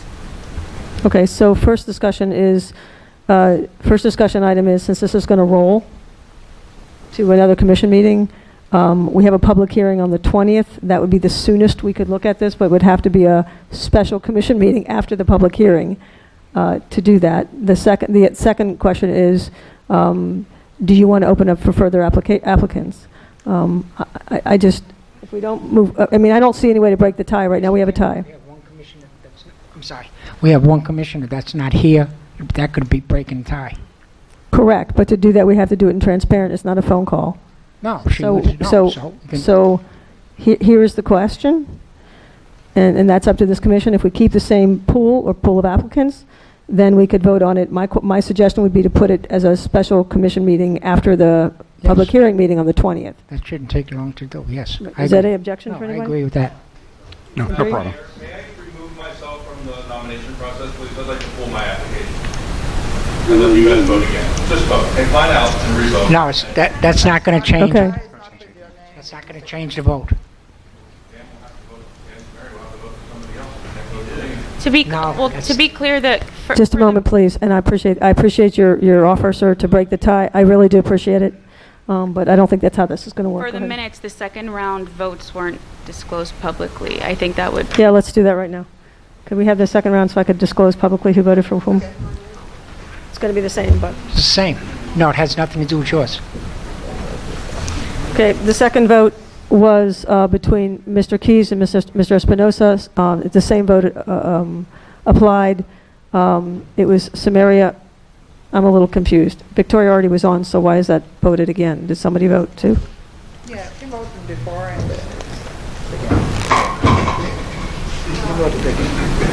Oh, you voted twice. Okay. All right, so mistakenly, Mr. Stewart actually voted for Hernandez again. So Mr. Keyes got Samaria and Tudor, and Manny Espinosa got Trutman and Wise. So we're at a 2-2 tie. That's not broken at this point. We have a 2-2 tie. So we'll have to wait till Jenny Johnson Sardella comes to, and hopefully all five of us will be here, and we'll break the tie at that point. No, so the commission's no voted change to in- roll the vote. That's what the rules say anyway, but what we need a clear directive. Excuse me, I'm We need a respectfully... clear directive as to whether the application period is closed. It needs to Closed. Okay, or if it's being extended, and the date certain and time certain should be discussed now while the commission is together to make that decision. I think we've closed this. I Yeah. personally think we closed it, so... Yeah. Okay, but I just want it to Closed. be- Yeah. Okay, we're all in agreement, 4-0 closed, yes? Yeah, Commissioner Jenny Johnson Saldell can break the tie. So, Yeah. she's only had between two choices. I don't want to open it up. Because if you open it up, then you have to open it up more, and it's more time. Right, I just wanted it to be a commission decision as a body in the sunshine, and not something the clerk had to decide No, I after the understand. meeting. I understand. Do it again. Can I be put back in the running? Yeah, you're still in the running. Because I was not allowed to be in the initial process because you guys didn't manage the application process, correct? Okay, with all due respect, public comments is closed. We've done as much as we can to accommodate you, sir. I'm asking, no. I don't concur with that. I think I think you knew it was closed at 5 o'clock business day. You knew that. Please, just... Can we please move on? Yes, we're moving on. We have to pass the proposed resolutions on the appointments. That hasn't happened yet. Okay, so can we make on the existing appointments, can we have the resolutions passed for those that we've cleared in? For 2019-21 and for... 22. Right. Okay, so with that, is there a motion to pass? Hold on, I'm going to get it up. Give me the resolution numbers, please, while I'm pulling it up, please. 20... Let's get it off of here. I'll make a motion. Is that 2019, 22? Okay. I make a motion to approve Resolution 2019-21, appointment of board members. Is there a second? Second. All those in favor? Aye. Vice Mayor, you want to go ahead and do the second one as well? Yeah. I'll make a motion to approve Resolution 2019-22, reestablishing the Charter Review Board and appointing board members. Do we have to make any amendments to that at all, since there's one Well, I will make it as the appointments as discussed. as voted upon Right, this evening? and then at the next meeting, I think the commission did vote to finalize this last at-large seat after the budget hearing on the 20th. Correct. Okay, so that will be a separate Resolution, okay, Yeah. thank you. And also my motion was to make it an alternate. Hold on, sir. One motion at a time on the floor. You have a motion on the floor. Is there a second? I'll second it. All those in favor of passing Resolution 2019-22, reestablishing the Charter Review Board and appointing the board? Aye. Aye.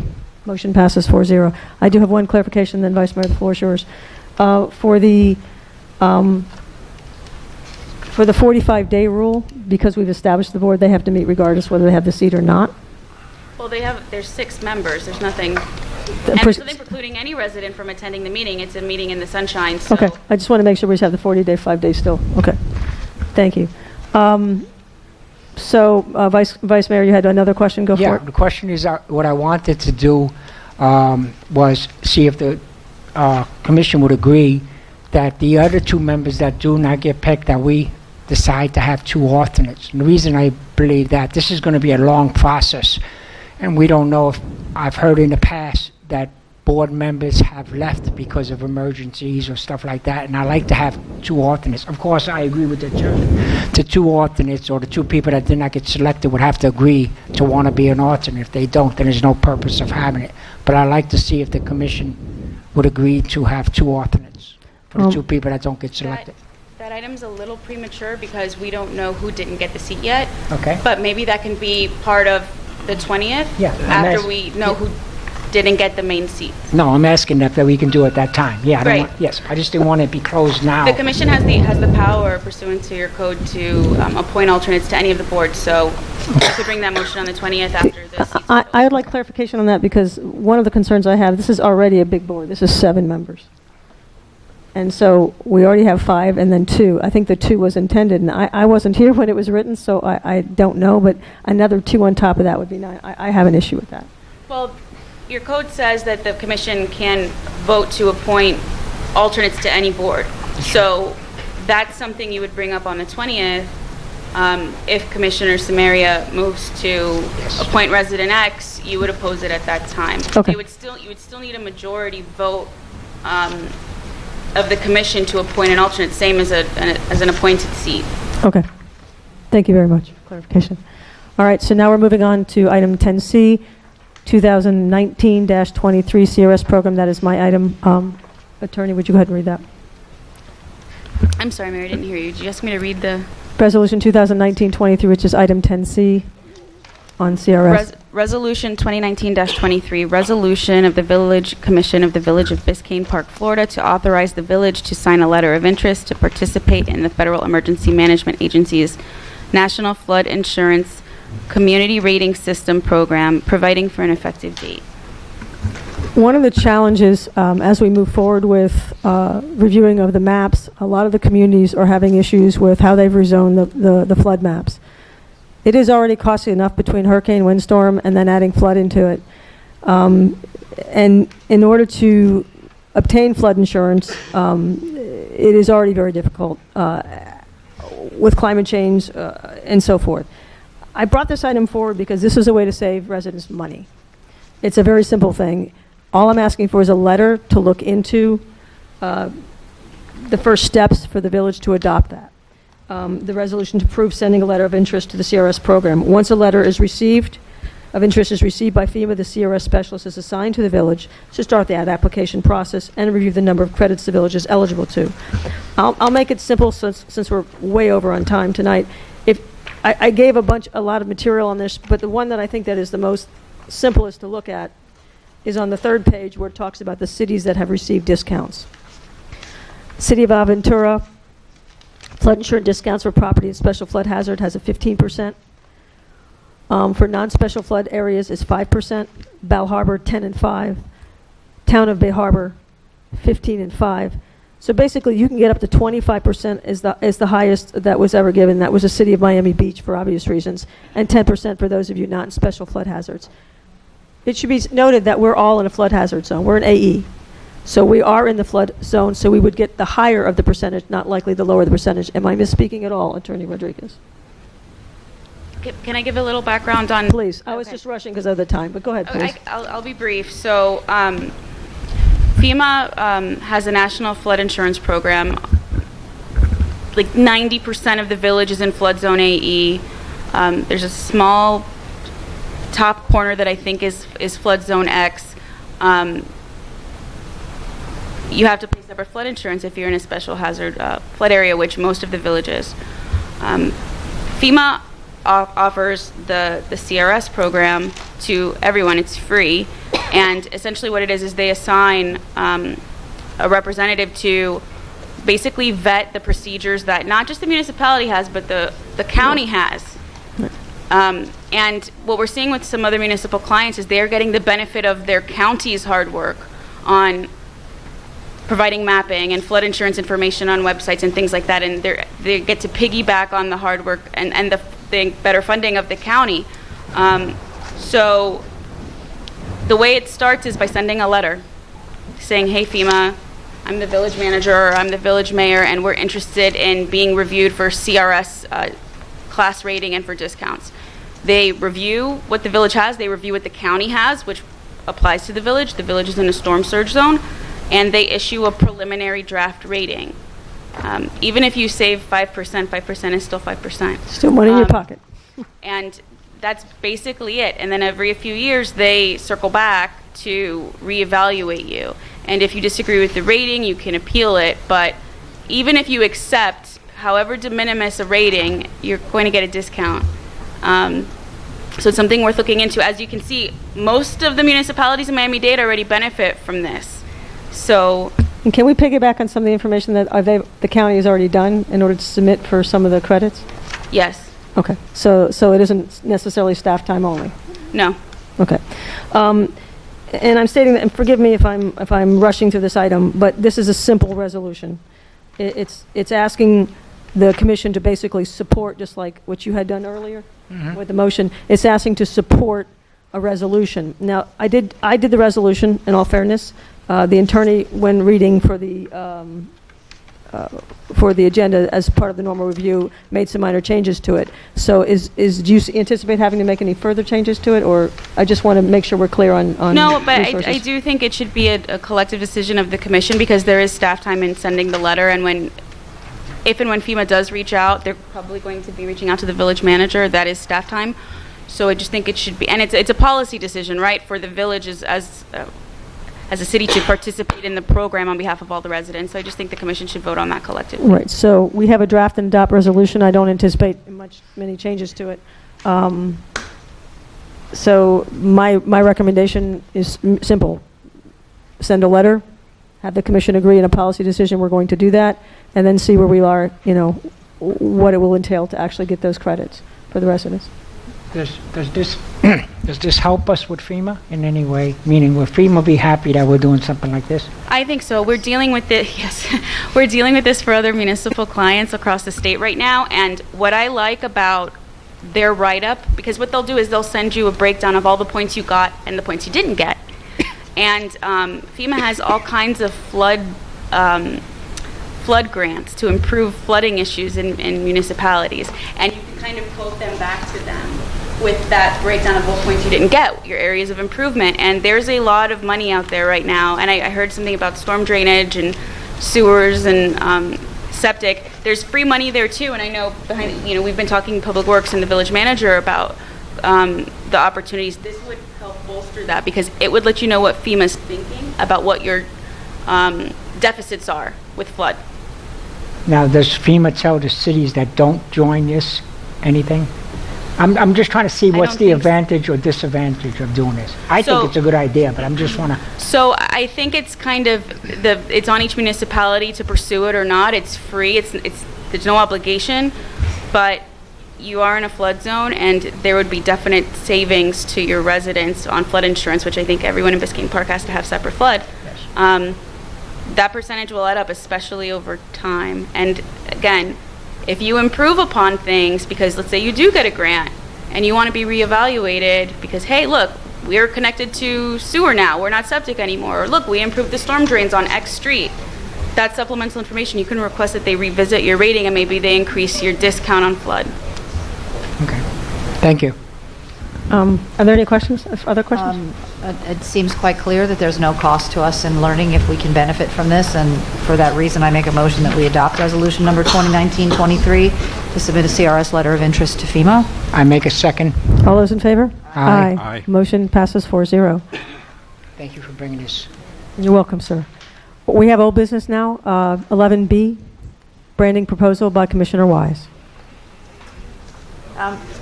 Okay, excuse me, but I'm going to ask respectively, if you want to talk, I have no problem with that. Please take it outside. If not, we're having trouble hearing because there's so many conversations. Thank you. Go ahead. Thank you. Fellow commissioners, as you know, based on the work session that we did back in April, which was a result of a unanimous vote that I run a branding workshop for the village, we've shared with you the results of that work, of the accumulation of the inputs that we got via the online participation, through the mail-in survey, through existing vision work that was done by a select group of residents, to come to the articulations that you see in the PowerPoint that's attached with this recommendation. At this point, I don't really think that we have enough time to give this full discussion. It was actually a matter of conversation between myself, the manager, and the village attorney that we actually have a separate work session to review this together and discuss it openly so that everyone has an opportunity to consider the articulations, the word choice, and decide if it's something that we want to move forward with. I would like to say, for the record, I have no personal stake in this. There's been a lot of conversation around how the workshop was somehow dominated by me. I was asked to run the workshop as I would do for a client, and so I put to bear not only the resources of my consultancy, but the over a decade of experience that I have as a global branding consultant coming from Interbrand, the world's largest global branding consultancy. I had to put into consideration how we might get the largest participation from the residents in this village, as opposed to those who are available to show up in this room on any given day. And so the device that I used, the online polling and the mailed survey, was to make sure that we got the largest and widest sentiment of residents in this village. And I think that relative to previous efforts, which were confined to a small group of people who were available to participate, the number of responses that we got made this a success in terms of the widest village participation. I have no personal interest in whether or not this goes forward. If my fellow commissioners would like to, as one resident suggested, throw it away and do it some other way, I think it would be unfortunate. It would be a waste of time and slow our process in moving forward with a vision and a mission for this village, but I'm frankly open to that. I have no personal stake in the rise or fall of this or any recommendation that I bring at this dais. I bring every recommendation to this dais as a conduit for what the residents have asked me to pursue, and that is why I pursued it in the way that I did. But if my fellow commissioners are not in agreement that that's how it should go forward, then I leave it to the vote. At this point, I personally think it would be best if we just move this to a separate work session where we can discuss the substance of the proposal, as opposed to making a decision as to whether or not it should go forward here. We have a limited amount of time, and I do think, as I would with any client, there's a lot of debate around word choice, structure, et cetera. And I'm happy to let my fellow commissioners review, give feedback, and do a couple rounds of revision if we feel that this isn't striking the target. Thank you. We're going to start on this side and move this way. Commissioner Tudor?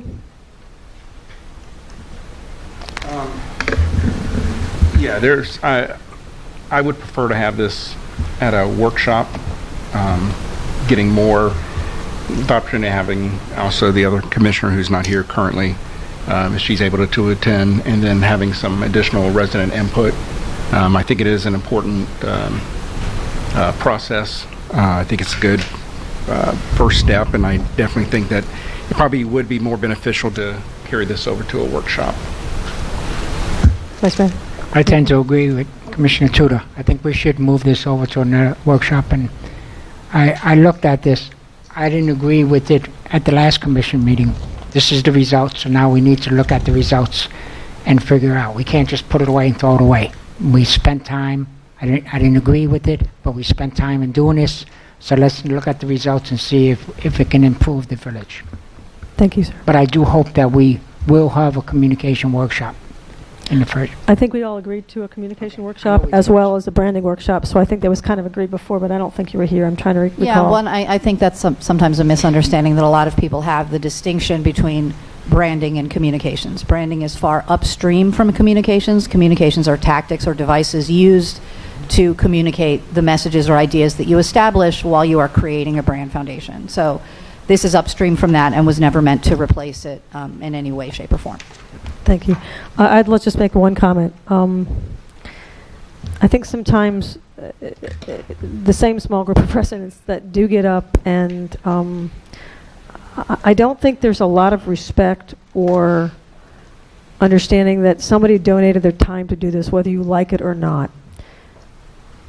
Commissioner Wise was respectful enough to look at all the material that was done by the group and incorporated some of that material in the group. I'm asking respectfully, this is something you wanted, the small group, this is something you worked for, this is something you still want. So I would highly encourage you to attend the workshop again, and then some of the issues that you have with it or things you don't like, bring them up. This is a new process for me. I know nothing about branding. I don't preclude to know what would be good, bad, or ugly, but I will tell you that I really appreciate the time that you volunteer, all the energy, all the free labor you gave from your firm to do this, and I do appreciate that very much. And I do look forward to actually seeing it in greater detail. So thank you. With that, do we have a motion to hold, just to be formal about it, do we have a motion to have a branding workshop to discuss the results of the first branding workshop? I'll make a motion. Is there a second? I'll second. All those in favor? Aye. Aye. Passes 4-0. Mayor, would you like to set the date now? Yes. We also have we have a couple of dates to set, which have not been set. We have several dates to set for workshops, and we've been reaching out. We just haven't, gotten a lot of response yet. So if we can go ahead and just set this one up, we'll move on with the next one. We also need to set up, which was agreed upon, the previous workshop as first. So this will be second, and then a communications workshop third. I think the communication workshop, since that was, I'm sorry, I didn't mean to interrupt, but I think the communication workshop we should set first, because that was something that we already... The communication workshop, as Commissioner Wise just explained, actually, if we set the branding first, that will be more of our objective, and then the communications would be a tactic that follows from that, that flows from that. But since it was Commissioner Tudor's agenda, I would like to hear from him. Okay. Yeah, I think you can tie them together, but I think they're completely separate. The communication, the whole reason why I was pushing for this communication workshop is I think it's important for us to figure out different ways to communicate with residents. I mean, we used to have a newsletter. I think we need to figure out if that's a possibility, how we would do that. We need to get input from other residents to see if there may be other methods that they think, would be better ways to communicate with residents. There was good communication with with Dorian, but I did hear from a lot of people who said that, they're not on the mailing list. Actually, I got the emails. My wife didn't, so I had to register her on the website. So I think part of that is, having that discussion with residents, finding ways to get that information out that they can sign up on the websites. There's this Everbridge system. There's the opportunity to opt in. There's, we need to discuss about the possibility of newsletter. So to me, communication, I think, is something that we really have to address. I would have preferred to have addressed it before Dorian, but since we didn't get hit, I think it's important that we, really start looking at that. Just for the record on the hurricane piece, there are several steps when you emergency management. One of them is communication, but one of the challenges is because several of the things sit with the actual, especially the emergency management piece and the response for fire rescue and so forth, and even the evacuation orders, all that lies with the county. So our role is to communicate the county. Some people get confused on where to look for information. So that is why we put out that, and I still encourage everybody to please go. It's still on the web page.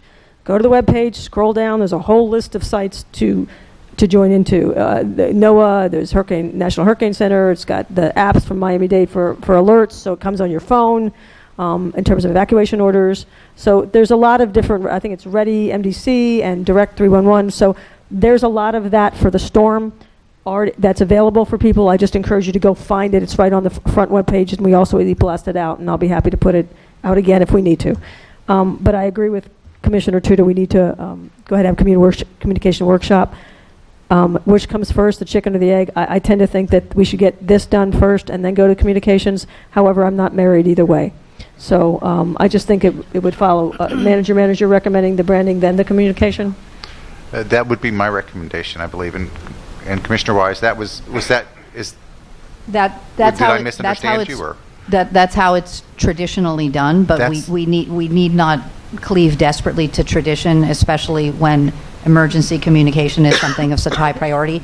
I have no personal or professional objection to Commissioner Tudor conducting a communications workshop before we do this, but I also don't like to leave business unfinished. So if we can just get both of those on the calendar, it really makes no difference to me which one happens first.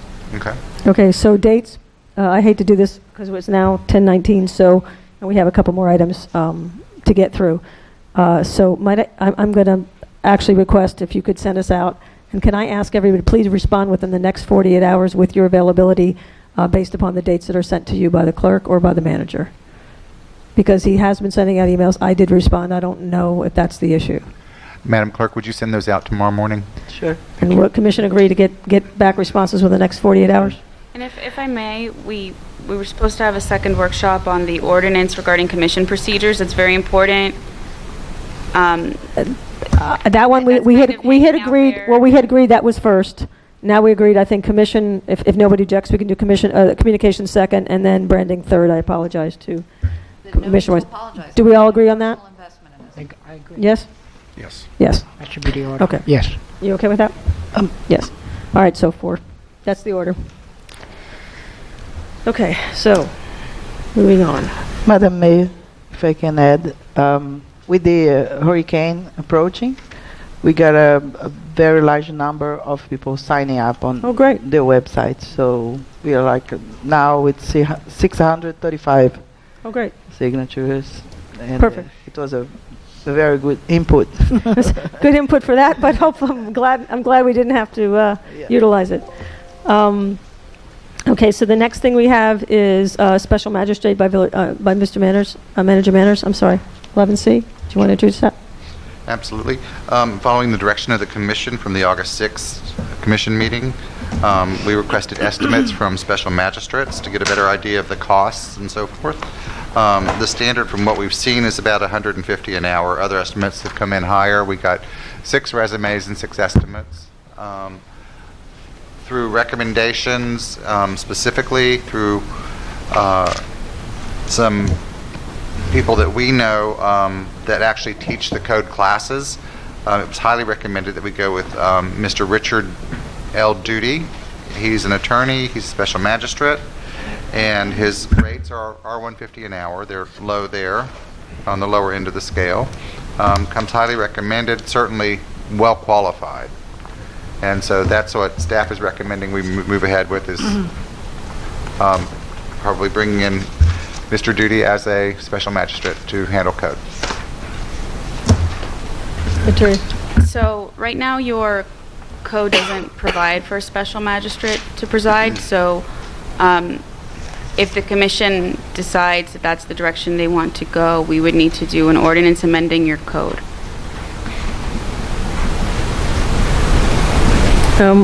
We went this way this time, so we'll go this way this time. Go ahead. I'm sorry, I was reading. I'm sorry. I was reading the resume. Sorry. That's okay. Just opening up for comments. What the attorney has said is, in order to do this, we'd have to have an ordinance amending the code, but we have to decide whether or not we're going to move in that direction. Well, I'm sorry, I was just reading, and I have a question about the travel time. Okay. I mean, is that customary? It's $300 before the person's even entered the building. The travel time? Yeah. Yeah. And that is negotiable? That is pretty customary. We can certainly try and negotiate that. I'd be glad to do that. The way I see it, I mean, I understand $150 an hour for the expertise, but the expertise isn't happening when he or she is behind the wheel of their car. So I think if there is a need to be paid for travel time, I don't think it should be paid at full rate. Okay. I concur with that completely. I'll be happy to go back with out that. There, see what happens. So, yeah. Yeah, absolutely. Yeah. And so. I'm not in support of the magistrate, so that's all I'm going to say. Mr. Tudor. I have the same concern that Commissioner Commissioner Wise had mentioned about the travel time.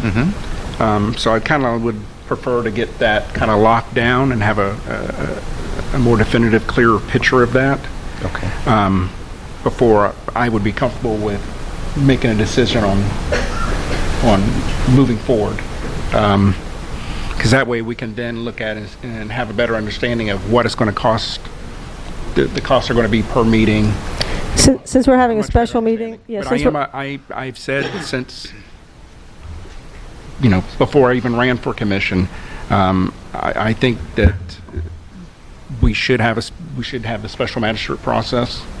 I just want to make sure that we have a better understanding of the dollar and cents.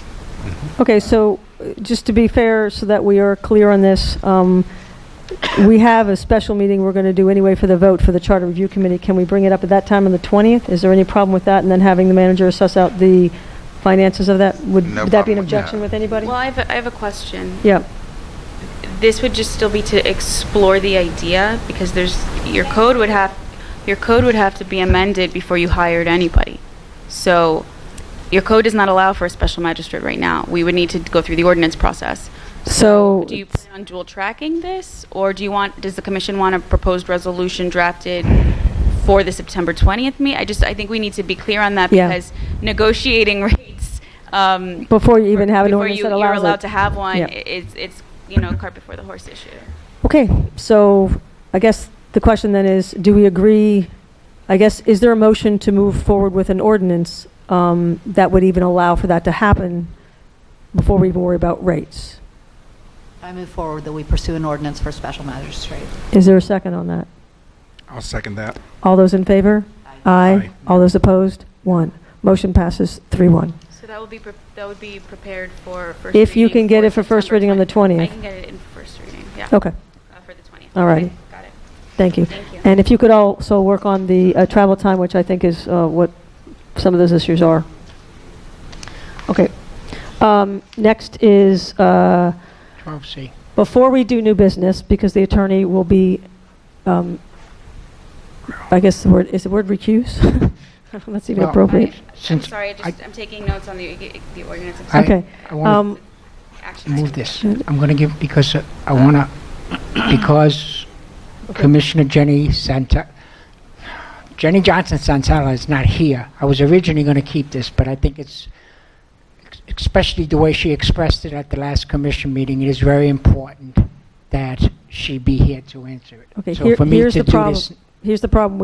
I'm just being clear from a legal perspective. We already voted. I'm not trying to oppose you from withdrawing it, because you know that's what I wanted. But the problem is we've already voted on the agenda. We've adopted the agenda, so it's going to go forward. No, but I can bring it now because the commission is not here to move it.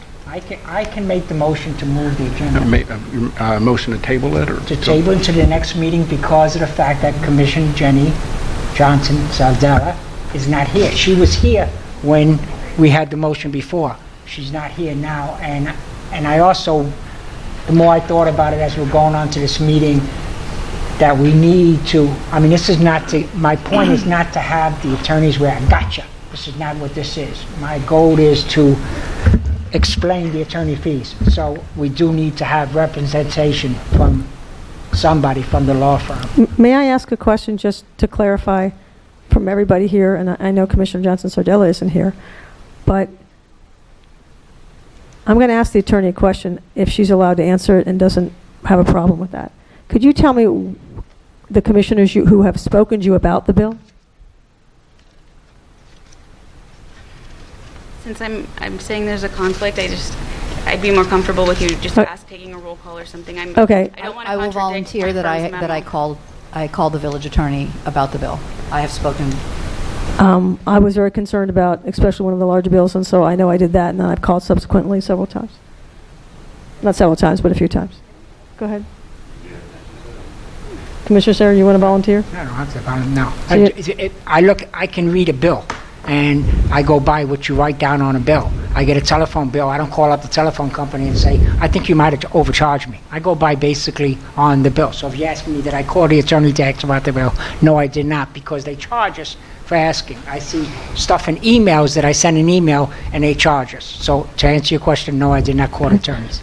Commissioner Tudor? I've had conversations with the village manager about the issue, about some of my concerns. I did as well. Anybody else talk to the manager about it? Yes, I have spoken. Yes. Have you spoken to the manager about it? Okay. Thank you. There's a motion. You want to make your motion, sir, to withdraw? I want to make a motion to move this over to the October, because of the basic fact that Commissioner Jenny Johnson Sardella is not here, and she expressed how she felt about this bill at the last commission meeting, and I think that she should have a right to hear it. That's the only reason I am moving this. Thank you. Okay. I'm going to second the motion to table it. All those in favor? Aye. Aye. Okay, motion is tabled. 12A is tabled. There's a request for placement of item on the next meeting's agenda. You just did that, sir. Any other ones? Okay, report. Yes, to add on to the next agenda.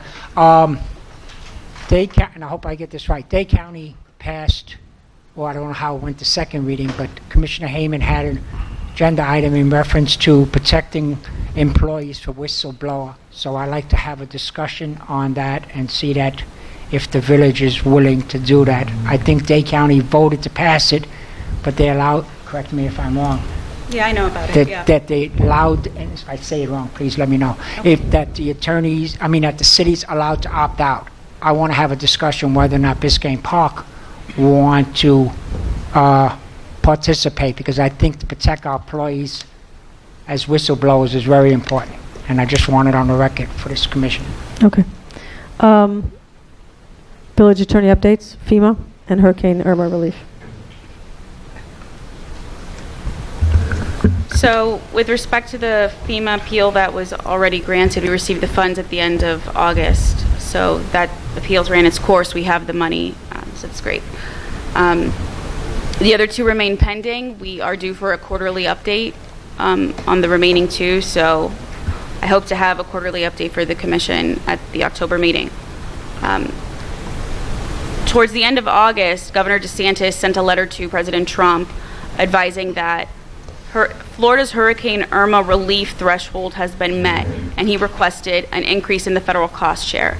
And what that means is what was in place at that time was a 75% federal cost share, which means a municipality would be reimbursed at 75% from the federal government. That's what it was until Governor DeSantis sent that letter.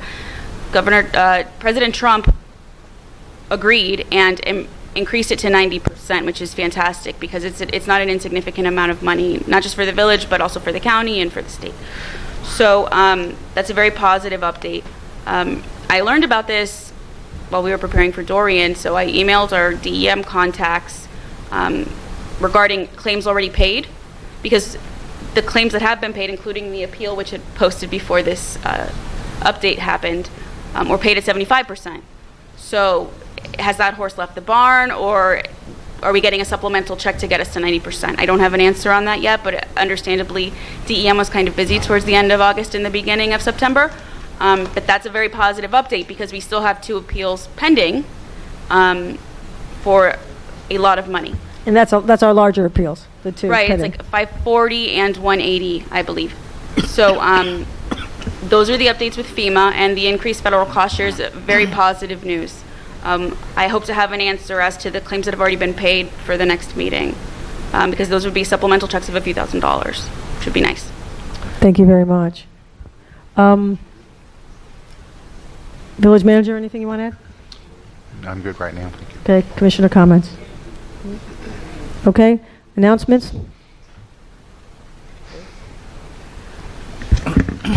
Public Art Advisory Board, Wednesday, September 11, 2019, 6 p.m. Planning and Zoning Advisory Board, Monday, September 16, 2019, 6:30 p.m. Parks and Parkway Advisory Board was rescheduled to Thursday, September 26, 2019, 5:30 p.m. Public Safety Advisory Board, Wednesday, September 25th, 2019, 7 p.m. The second budget, fiscal year 2019-2020 hearing is on Friday, September 20th, 2019, 6:30 p.m. And the next regular commission meeting will be on Tuesday, October 1st, 2019, 7 p.m.